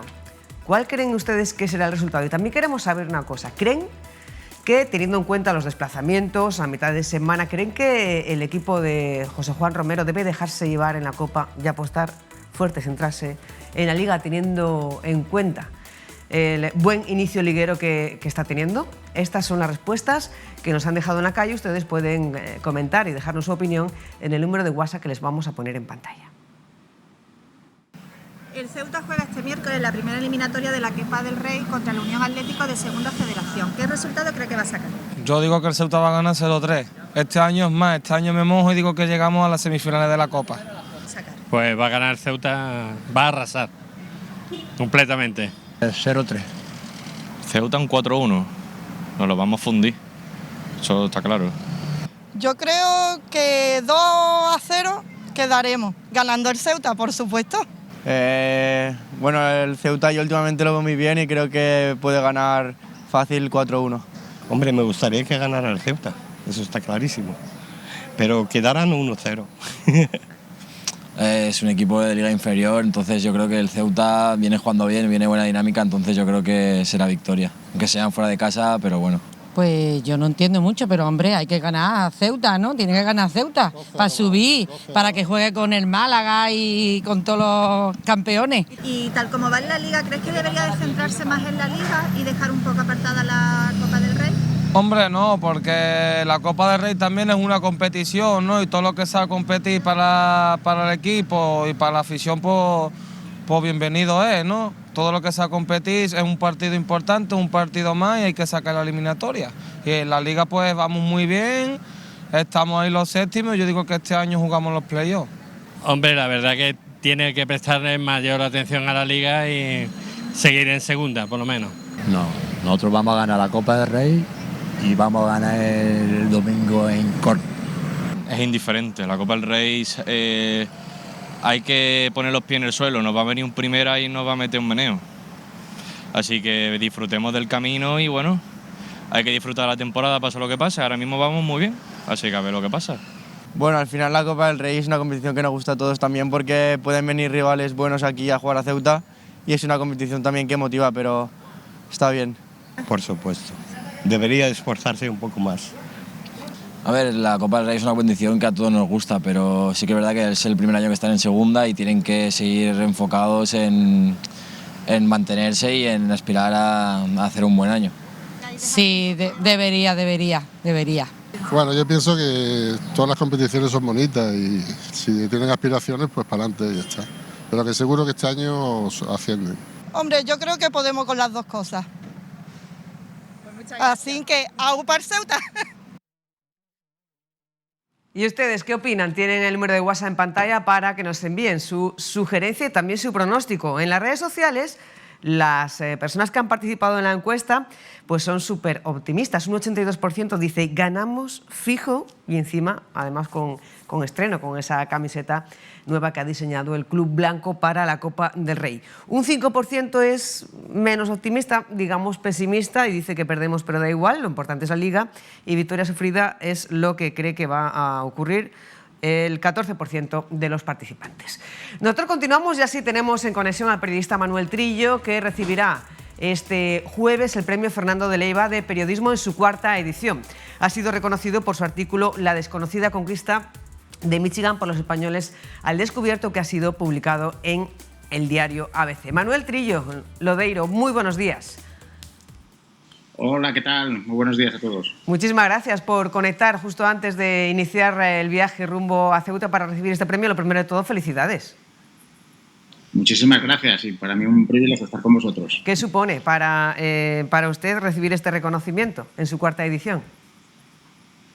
Hombre, pues para mí la verdad que personalmente es todo un orgullo, ¿no? Porque llevo ya bastantes años dedicado a la investigación y a la divulgación, ¿no?, de la historia de los españoles en lo que hoy son los Estados Unidos de América. Y bueno, pues esto la verdad que es un poco la culminación, ¿no?, del reconocimiento un poco a toda esta labor, ¿no?, que se ha plasmado en este caso en el artículo que publiqué, como habéis dicho, en mayo en el diario ABC, donde trabajo desde hace más de 30 años y en el que cuento pues una historia muy desconocida, ¿no?, de la toma de un puesto, de un fuerte inglés prácticamente en las orillas del lago Michigan, y que llevé a este libro, a la conquista española olvidada, y del que hablaba en ese artículo, ¿no?, un poco de cómo realicé esta labor de investigación y un poco por qué es tan desconocida esta historia. ¿Por qué es tan desconocida esta historia? Bueno, pues hay varios elementos, ¿no? Primero, en general, es muy desconocida la historia de los españoles en Estados Unidos, ¿no? Y vosotros en Ceuta lo sabéis bien, ¿no?, por la figura de Fernando de Leiva, del que por supuesto también hablo en este libro, ¿no?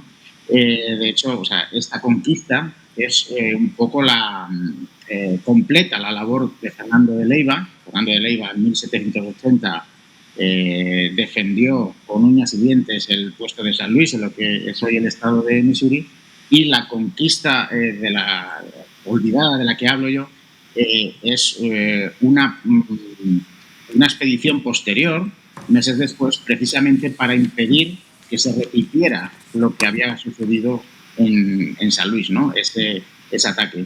Y bueno, pues precisamente por las circunstancias de esta expedición, en un lugar tan remoto, tan olvidado incluso para el propio Imperio Español, ¿no? Hasta para la propia corte de Carlos III, era un lugar en el extremo norte de todo el Imperio español, ¿no?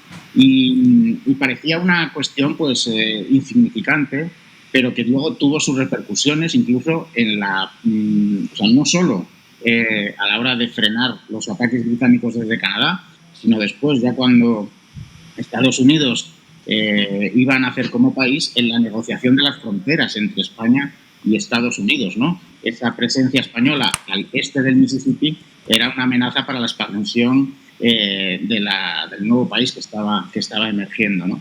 Pero bueno, digamos que cayó en el olvido también por las propias fricciones que hubo entre España y Estados Unidos después de la guerra, también porque digamos que en el imaginario colectivo en Estados Unidos quedó la presencia de Francia como el gran aliado de los norteamericanos, ¿no? Fueron los que estuvieron, por ejemplo, en la batalla de Yorktown con George Washington, pero en realidad la presencia española y la aportación española a la independencia americana fue, según están asegurando muchos historiadores, incluso mayor y más decisiva que la francesa. El jurado ha destacado este reportaje por su, dice literalmente, rigurosa labor periodística y su valiosa aportación a la divulgación del legado hispano en Estados Unidos. ¿Cuál cree que puede ser la repercusión de este tipo de iniciativas como el Premio Fernando de Leiva en su 4ª edición en esa divulgación a la que se refiere el jurado? Bueno, pues desde luego le está dando visibilidad a toda esta investigación que no solo yo, sino, como digo, otros autores, ¿no? Por supuesto, están realizando para rescatar del olvido la huella española en los Estados Unidos, ¿no? Bueno, ya la verdad que desde que se dio a conocer el premio, pues me ha llegado por bastantes sitios, ¿no? Un poco la repercusión que está teniendo este premio. Y bueno, yo creo que es una manera, pues eso, de poner el foco en una historia que injustamente ha permanecido en el olvido y que merece la pena rescatar. Y bueno, y ahora muy oportunamente, además, porque el año que viene, como sabéis, se cumplen los 250 años de la Declaración de la Independencia Americana y bueno, pues es de justicia, y no solo de justicia, sino de atenerse al rigor histórico, el poner a España y a lo que hicieron nuestros antepasados en el foco también de esta celebración, ¿no? Y en el foco está ese ceutí, Fernando de Leiva, que asumió el protagonismo determinante en la victoria frente a los británicos, cambiando así el curso de la guerra americana. Al mando de 300 hombres liberó la defensa de la ciudad de San Luis contra la vanguardia británica en el que hoy es el estado de Missouri. ¿Cómo resumiría o qué destacaría del papel de Fernando de Leiva, del ceutí Fernando de Leiva, que da nombre a este premio en esa parte de la historia de Estados Unidos?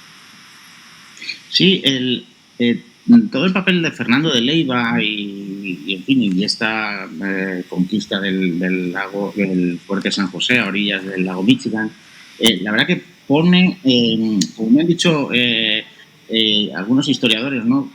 Sirve para, digamos, completar el cuadro de lo que fue la guerra de la independencia, ¿no? Porque hemos hablado, por ejemplo, de la batalla de Yorktown, por supuesto importantísima y decisiva, pero para que suceda la batalla de Yorktown tienen que pasar muchas otras cosas en muchos otros sitios, ¿no?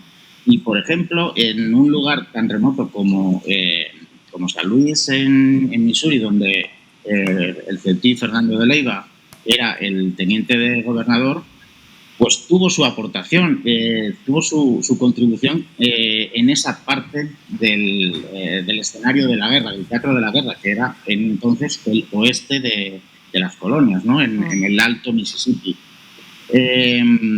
Además, hay una contribución muy importante, no solo en lo que fue la batalla de mayo del 1780, ¿no? Que es por lo que más se recuerda a Fernando de Leiva, sino también el papel que tuvo a la hora de hacer llegar pertrechos, armas, municiones a las tropas del ejército continental de George Washington en su lucha contra los británicos, ¿no? por la independencia. Desde luego yo creo que bueno, la figura de Fernando de Leiva es una figura que se viene reivindicando en los últimos años y con este premio en particular, y que yo creo que hay que seguir promoviendo y haciendo que esté en el lugar que merece la historia, desde luego. ¿Y qué grado de conocimiento y reconocimiento hay de la figura de Fernando de Leiva en Estados Unidos? Bueno, yo tengo que decir que yo creo que es todavía muy insuficiente, un poco por todo esto que hemos ido contando, ¿no? De cómo esto queda en este frente queda en los márgenes, digamos, de lo que era pues bueno, la guerra de la independencia, ¿no? Siempre se ha centrado la historia en las 13 colonias de la parte este, ¿no? De la fachada atlántica, y la parte del Mississippi ha quedado un tanto orillada. Yo en los últimos días comento mucho una anécdota, ¿no? Que me parece muy relevante. No sé si sabéis que cuando se funda San Luis, en lo que digo es el actual estado de Missouri, era el año 1764, y efectivamente lo fundan unos franceses, ¿no? Que lo fundan como un puesto para el comercio de pieles, ¿no? Para el comercio peletero. Y resulta que hoy en día, digamos que tú vas a San Luis y el recuerdo que hay un poco ahí de sus orígenes es de que aquello fue francés. Pero es muy curioso, digo, porque resulta que es que en el año 1762, es decir, 2 años antes de la fundación de San Luis, el Tratado de Fontainebleau hizo que todo ese territorio al oeste del Mississippi pasara de Francia a España. De manera que, en realidad, cuando se fundó San Luis, en 1764, se hizo ya sobre territorio español. De manera que San Luis nunca fue francés, aunque evidentemente la población era de origen francés en su mayoría y se conservaron, además, yo creo que con una buena dosis de mano izquierda por parte de los españoles, se toleró el idioma, las costumbres, incluso el derecho civil francés y permaneció, digamos, la civilización francesa. Pero realmente aquello era territorio español, ¿no? Y San Luis durante 40 años fue español, y Fernando de Leiva, uno de sus tenientes, uno de sus comandantes y teniente de gobernador, y una figura decisiva, sin duda. Y ya para finalizar, con motivo de este premio que va a recibir el jueves a las 10:30 en el Palacio Autonómico, va a ofrecer mañana una conferencia en el Centro Cultural El Ferrocarril. Será a partir de las 7 de la tarde y se titula La conquista de Michigan, una nueva frontera para el Imperio Español. ¿Puede resumirnos un poco el mensaje, el contenido de esta conferencia de forma breve? Bueno, sí. Voy a hablar en parte de esto que ya hemos ido comentando ahora en nuestra conversación, pero bueno, también dirigiré el foco a lo que ha sido más el objeto de mi investigación, como digo, que es esa expedición a lo largo de, según aparecen en los registros de la época, a lo largo de 220 leguas, que son aproximadamente unos 900 kilómetros, entre San Luis y las orillas del lago Michigan, para conquistar un fuerte inglés, el fuerte de San José, con el objeto de que no se repitieran los ataques que se preveían que iban a volver a suceder en la primavera siguiente, después del ataque que sufrió San Luis. Y esta expedición se produce en pleno invierno, que era una cosa muy inusual en la época, y más en esa zona del continente americano que es absolutamente gélido, ¿no? Entonces, esta expedición, en su mayoría, o sea, se empezó remontando el río Mississippi, luego uno de sus afluentes, el Illinois, pero a mitad de camino tuvieron que dejar amarradas las piraguas y continuar a pie la marcha sobre el hielo, sobre la nieve, haciendo frente a temperaturas absolutamente gélidas, el viento del norte, etcétera, y tomar este fuerte inglés para, pues dejar claro cuál era la potencia hegemónica en aquella parte de Norteamérica, ¿no? Sobre todo, eso es lo que voy a explicar y las repercusiones que tuvo esta conquista, que, como digo, completa la labor de Fernando de Leiva en San Luis. Pues Manuel Trillo Lodeiro, muchísimas gracias por compartir con nosotros la satisfacción de este premio y también el contenido del reportaje, que ha sido reconocido, y le deseamos un buen viaje y una buena estancia en Ceuta. ¿Conoce la ciudad? Nos vemos pronto, ya tengo muchas ganas de conocer Ceuta. Hasta ahora no había tenido la ocasión. Bueno, pues ya le preguntaremos cuando le veamos aquí, por la ciudad y en esa entrega del premio Fernando de Leiva de periodismo en su cuarta edición. Muchísimas gracias. Nos vemos muy pronto. Muchas gracias a vosotros. 11:35, estamos pendientes de conectar con la sala de prensa del Palacio Autonómico para seguir en directo la comparecencia del portavoz del Gobierno, Alejandro Ramírez, sobre la reunión semanal entre el presidente Vivas y sus consejeros, ese Consejo de Gobierno. Antes nos pide paso nuestra compañera Ruth Gil para dar cuenta de los cursos que se están impartiendo sobre violencia sexual a diferentes trabajadores de la Administración. Muy buenas de nuevo, Ruth. Muy buenas de nuevo, Susana. Nos encontramos en la Casa de la Juventud y es que esta semana se están desarrollando unos cursos de formación especializada para profesionales del ámbito socioeducativo para las fuerzas y cuerpos de seguridad del Estado y sanitarios. Ayer fueron los del ámbito socioeducativo los que recibieron esta formación y este martes son los sanitarios y las fuerzas y cuerpos de seguridad del Estado. Vamos a hablar con Alba, que es quien dirige esta formación. Muy buenas, Alba. Sí, hola, buenas. Bueno, pues estamos aquí formando a profesionales e intentando, pues darles claves a la hora de intervenir con las víctimas de violencia, pero también para tener una manera adecuada de entender qué es esto de la violencia sexual y de qué manera pues ocurre en nuestra sociedad, y romper algunos mitos o prejuicios que a veces nos pueden perjudicar porque tal vez nos encontramos con víctimas que no son el modelo de víctima que pensábamos que nos íbamos a encontrar, o que su caso, su historia tal vez no es la típica que a veces imaginamos, ¿no? Se trabaja en la prevención y también en la identificación. Sí, claro.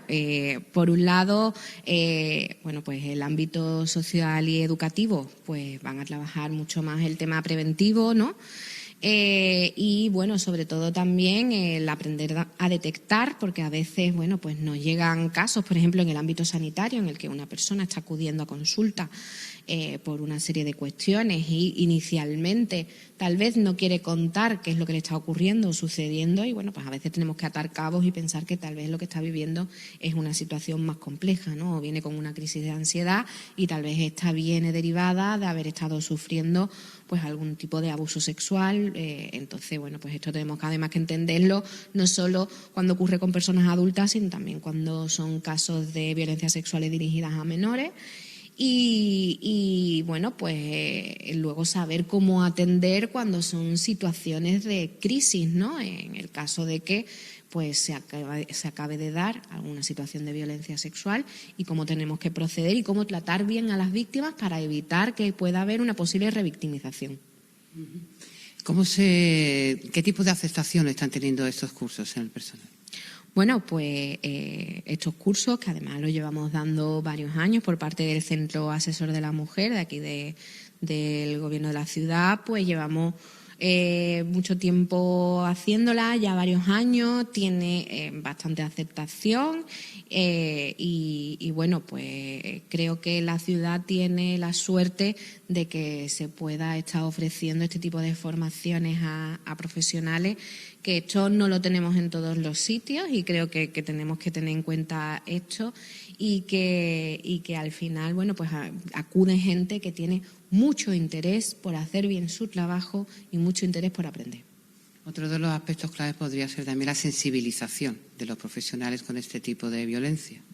Sí, claro. Bueno, pues aquí viene también de todo tipo de profesionales, ¿no? Bueno, en principio gente que le interesa la temática, pero también viene gente que tal vez es la primera vez que empieza a trabajar este tipo de temas y otra gente que viene pues más especializada y que tal vez ya ha trabajado con víctimas de alguna forma o que trabaja en un ámbito, en un espacio, por ejemplo, la gente del ámbito social o educativo que pueden venir pues de estar trabajando directamente con víctimas y estar haciéndole intervenciones, ¿no? Entonces, bueno, pues es muy diverso, pero sobre todo tienen que sensibilizarse porque, bueno, pues a veces pensamos que las víctimas siempre reaccionan de una manera a la violencia y hay muchas maneras de que la gente reaccione, tanto si te acaba de pasar como cuando pasa el tiempo, porque no todo el mundo es extremo. Pues muchísimas gracias, Ruth Gil. El directo nos lleva ahora a la sala de prensa del Palacio Autonómico. Allí acaba de comenzar la rueda de prensa posterior al Consejo de Gobierno. Interviene el portavoz del Ejecutivo local, Alejandro Ramírez. Las necesidades particulares demandan tratamientos y terapias continuadas. Estas terapias suponen un importante esfuerzo para las familias que no siempre pueden asumir en su totalidad el coste de las mismas. Por ello, se ha llevado a cabo esta convocatoria con una cuantía que asciende a 150.000 euros. Decir que las bases serán publicadas en el Boletín Oficial de la Ciudad de Ceuta. También se ha elevado a la aprobación de adenda de ampliación de cuantía de varios convenios que tiene suscrito la Consejería. En primer lugar, con asociaciones que forman parte del CERMI, concretamente con COCENFE, Asociación de Personas con Discapacidad Física y Orgánica, la cuantía es de 21.147 euros, con APACIDE, Asociación de Familias con Personas con sordoceguera, por valor de 12.937 euros, y con Plena Inclusión, por un importe de 119.482 euros. En todos estos casos, estas cantidades son utilizadas exclusivamente para la actualización salarial de las nóminas correspondientes al ejercicio 2025. Además, se ha aprobado otra adenda, en este caso a favor de la comunidad de oratrices, para proseguir con el proyecto en beneficio de la mujer en situación vulnerable. La cuantía asciende a 9.000 euros. Y, por último, también se ha elevado a Consejo de Gobierno la aprobación de un convenio de colaboración con Cruz Roja Ceuta por importe de 52.292 euros, incluidos en la partida del subproyecto de intervención comunitaria e intercultural. Por parte de la Consejería de Comercio, Turismo, Empleo y Deporte, el ICD tiene previsto el encargo a Traxa para la ejecución del servicio de mantenimiento y limpieza del complejo deportivo Diaflor. La cuantía que se va a destinar para todo el ejercicio 2026 asciende a 973.331 euros. Y por parte de la Consejería de Medio Ambiente, Servicio Urbano y Vivienda, se ha autorizado en Consejo de Gobierno el gasto plurianual para la contratación de redacción de proyectos y obras de edificación de 61 viviendas para alquiler asequible en el Monte Acho, con técnicas industrializadas. Decir que el presupuesto total asciende a 12.479.887 euros, distribuidos en 3 anualidades. En la de 2025, 1.040.388 euros. Para 2026, 1.084.745 euros. Y para 2027, 10.354.753 euros. Decir también, dentro de esta actuación, pues viene enmarcada dentro del plan de vivienda aprobado por el Pleno de la Asamblea en enero y modificado en el mes de junio. Decir en este caso que dentro de este plan la promoción de Huerta Telle, que es la construcción de 29 viviendas, comenzó el inicio de obra el pasado 24 de octubre. Decir que la promoción de Pozo Rayo, donde el total son unas 102 viviendas, este expediente pues ya tuvo su gasto aprobado y está en fase ya de tramitación para una próxima licitación durante este mes que entra. La de Monte Acho, igual que la anterior, que es la que hemos aprobado actualmente. Y después las promociones de Huerta Molina y Santiago Apóstol están en fase ya final de tramitación de los expedientes correspondientes, tanto de informaciones urbanísticas, estudios previos y trabajos previos. Con esto, el Gobierno pues quiere cumplir ese objetivo de licitación, inicio de obra, prácticamente de un 70-80% del plan de vivienda que corresponde a la ciudad. Y, en otro término, las promociones dependientes del Estado, de SEPE, es decir, que se está trabajando con la Consejería para el inicio lo antes posible de las 90 viviendas en Loma Colmenar. Nos tienen que remitir el convenio de colaboración en esta semana. Y después también se está trabajando para cerrar los convenios con la financiación que también el Estado debe aportar para las 140 viviendas en la parcela 2 y las 200 viviendas en la parcela E5, que son las otras dos parcelas donde el plan de vivienda recoge la construcción de estas 340 viviendas. Dentro del mismo ámbito, es de destacar que en lo referente a la rehabilitación también de viviendas, que estaban dentro también el plan de inversiones de todo destinado a este bloque de viviendas, decir que las 3 promociones públicas de Príncipe Felipe, Juan XXIII y General Carvajal, Príncipe Felipe y General Carvajal están ya prácticamente en ejecución. Príncipe Felipe con una actuación de 7,7 millones de euros y que ya va avanzada, va a buen ritmo. Ya han finalizado las tareas, sobre todo de saneamiento, que eran fundamentales para la segunda fase de actuar en la vivienda, y ya han empezado con algunos bloques todo el proceso de rehabilitación. Y destacar que la de Juan XXIII y General Carvajal, pues Juan XXIII, con una inversión de 7,1 millones de euros, ya está adjudicada, con lo cual estamos pendientes de que durante este mes de noviembre podamos firmar el contrato y antes de final del año, pues también su inicio pueda ser ya una realidad. Y General Carvajal, el 15 de noviembre es la fecha que tiene prevista para el inicio de obras. También está ya adjudicada, son 700.000 euros, y es la segunda promoción también pública dentro del entorno de lo que se conoce como Juan XXIII, el entorno de Santiago Apóstol. Y por último, destacar también que en el día de ayer se hicieron entrega de las 11 viviendas, entrega de llaves de Padre Fijó a los adjudicatarios, y que en la primera quincena de noviembre está prevista la entrega también de las 17 viviendas a los beneficiarios de Serrano Oribe. También la venta de vivienda de Monte Hacho ya se también entregada y vendida a la familia que fue agraciada en el sorteo. Pues bien, estos han sido los asuntos que se han informado en el Consejo de Gobierno. También es de destacar que el presidente de la ciudad en el día de hoy ha viajado al funeral de Estado por la víctima de la Dana que se celebra en Valencia, y también el jueves será recibido por la vicepresidenta de Primera y ministra de Hacienda en Madrid. Los temas principalmente que va a destacar el presidente pues van muy relacionados, temas muy relevantes como es la financiación, todo lo relativo a la financiación de la ciudad, y también el régimen, análisis del régimen económico y fiscal de Ceuta. Pues bien, ahora sí, estos han sido los asuntos que se han tratado en el Consejo de Gobierno de esta mañana, y como siempre quedo a disposición de los medios para cualquier tipo de pregunta. Gracias.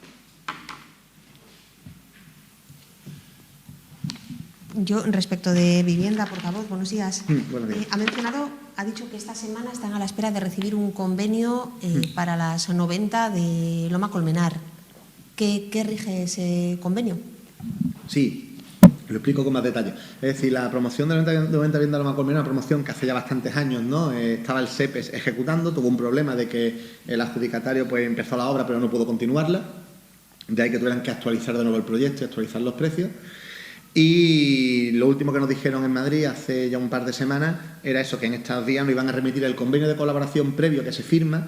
¿Para qué? Para que la ciudad, una vez finalizada esa actuación de obra, califique las viviendas y marque el destino de dónde van después esas viviendas, pues si van a colectivos más vulnerables, si van a colectivos jóvenes. Es decir, es el convenio de colaboración, puesto que una vez que terminan las viviendas, después a la ciudad le ceden, por así decirse, la gestión.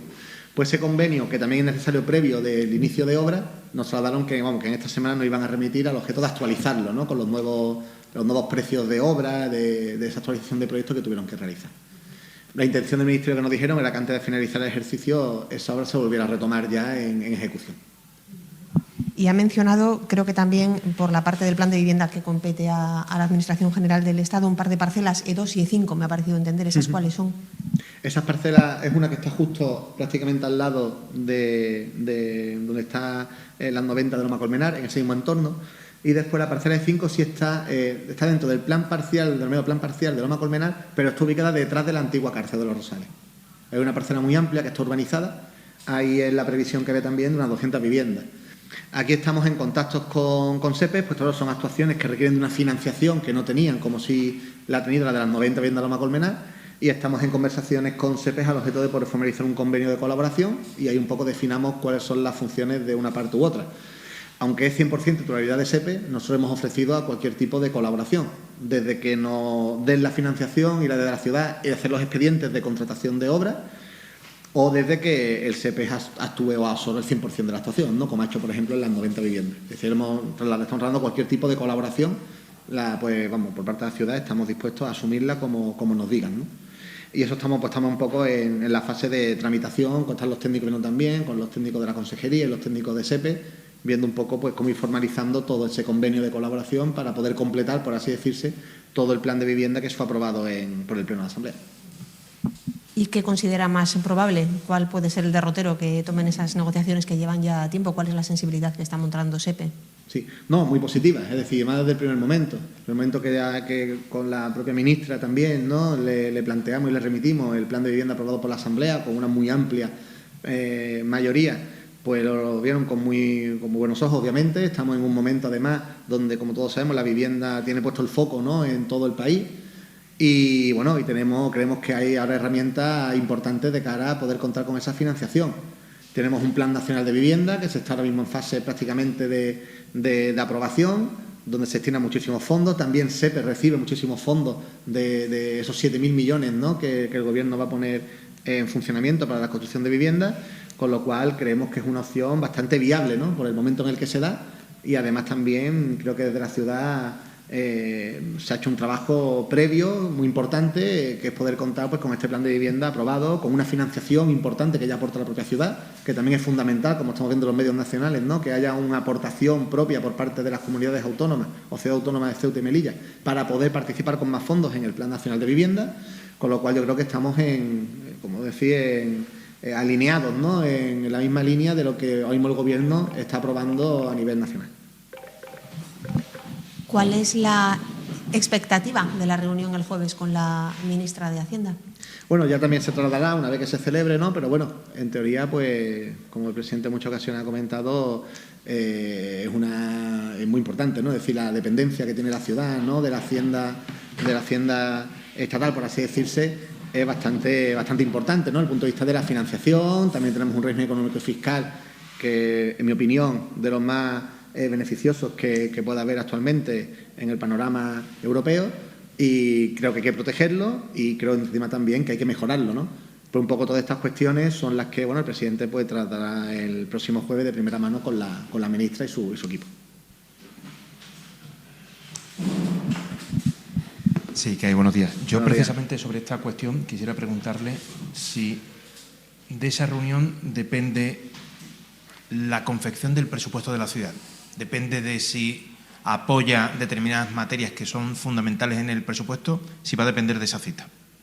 Bueno, en principio la elaboración del presupuesto se está desarrollando por el área de Hacienda. También ya nos ha pedido, como todos los años, a las consejerías, ¿no?, están un poco las demandas y necesidades, así como a la sociedad municipal y el organismo autónomo.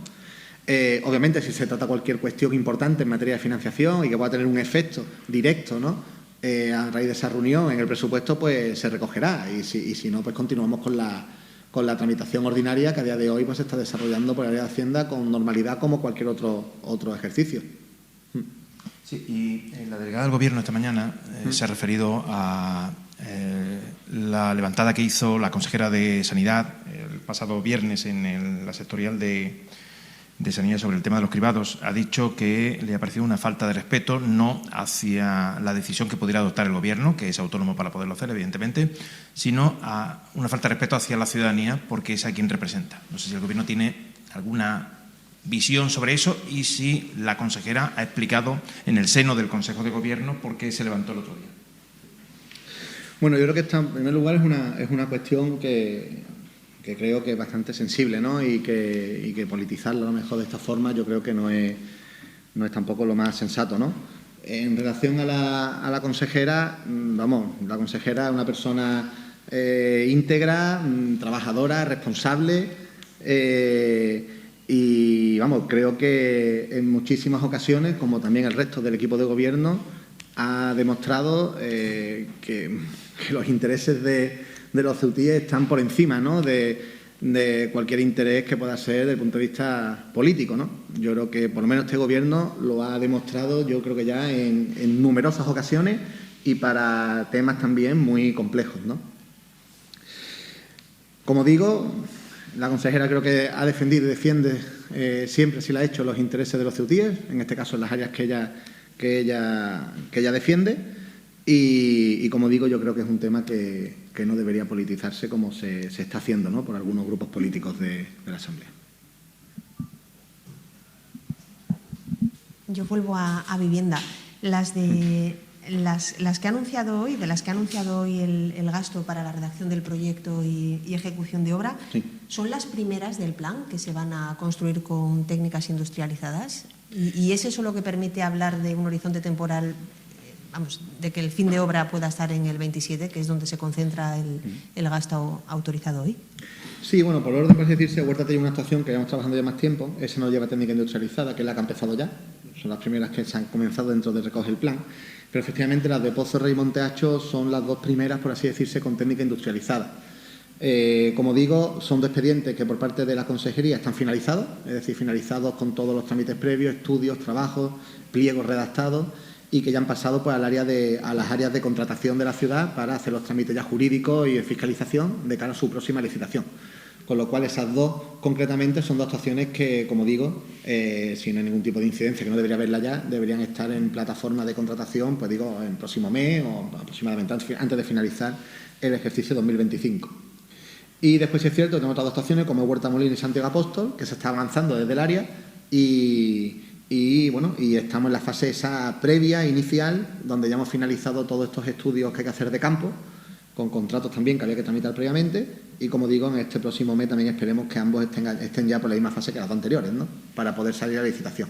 Como digo, con esto conseguiremos ese objetivo de que prácticamente ese 70-75%, ¿no?, de viviendas que recogen el plan, pues que antes de finalizar el año, en los primeros, ¿no?, del año 2026, estuvieran ya sacadas a la calle, y ya es un trámite que ya, como digo en muchas ocasiones, cuando hablamos de contratación de inversión o cuando me preguntan pues vecinos muchas veces de obras en barriadas, por ejemplo, una vez que está ya en fase de licitación y si no hay ningún problema dentro de los que se vayan a presentar, si hay algún ofertante, ¿no?, dentro de esa licitación, antes o después ya no se para, ¿no? Es decir, que ya el trámite ya tiene su crédito, está terminado el expediente y ya debería iniciarse y continuarse. Ya puede haber problemas en la ejecución de obras, pero ya es una cosa que se inicia y debería finalizar sin ningún tipo de problema, ¿no? Con lo cual, como digo, esperemos que este porcentaje tan elevado, del 70-80% de las promociones que dependían en este caso de la ciudad y se recogían en el plan de vivienda, pues estén ya en licitación antes de finalizar el ejercicio.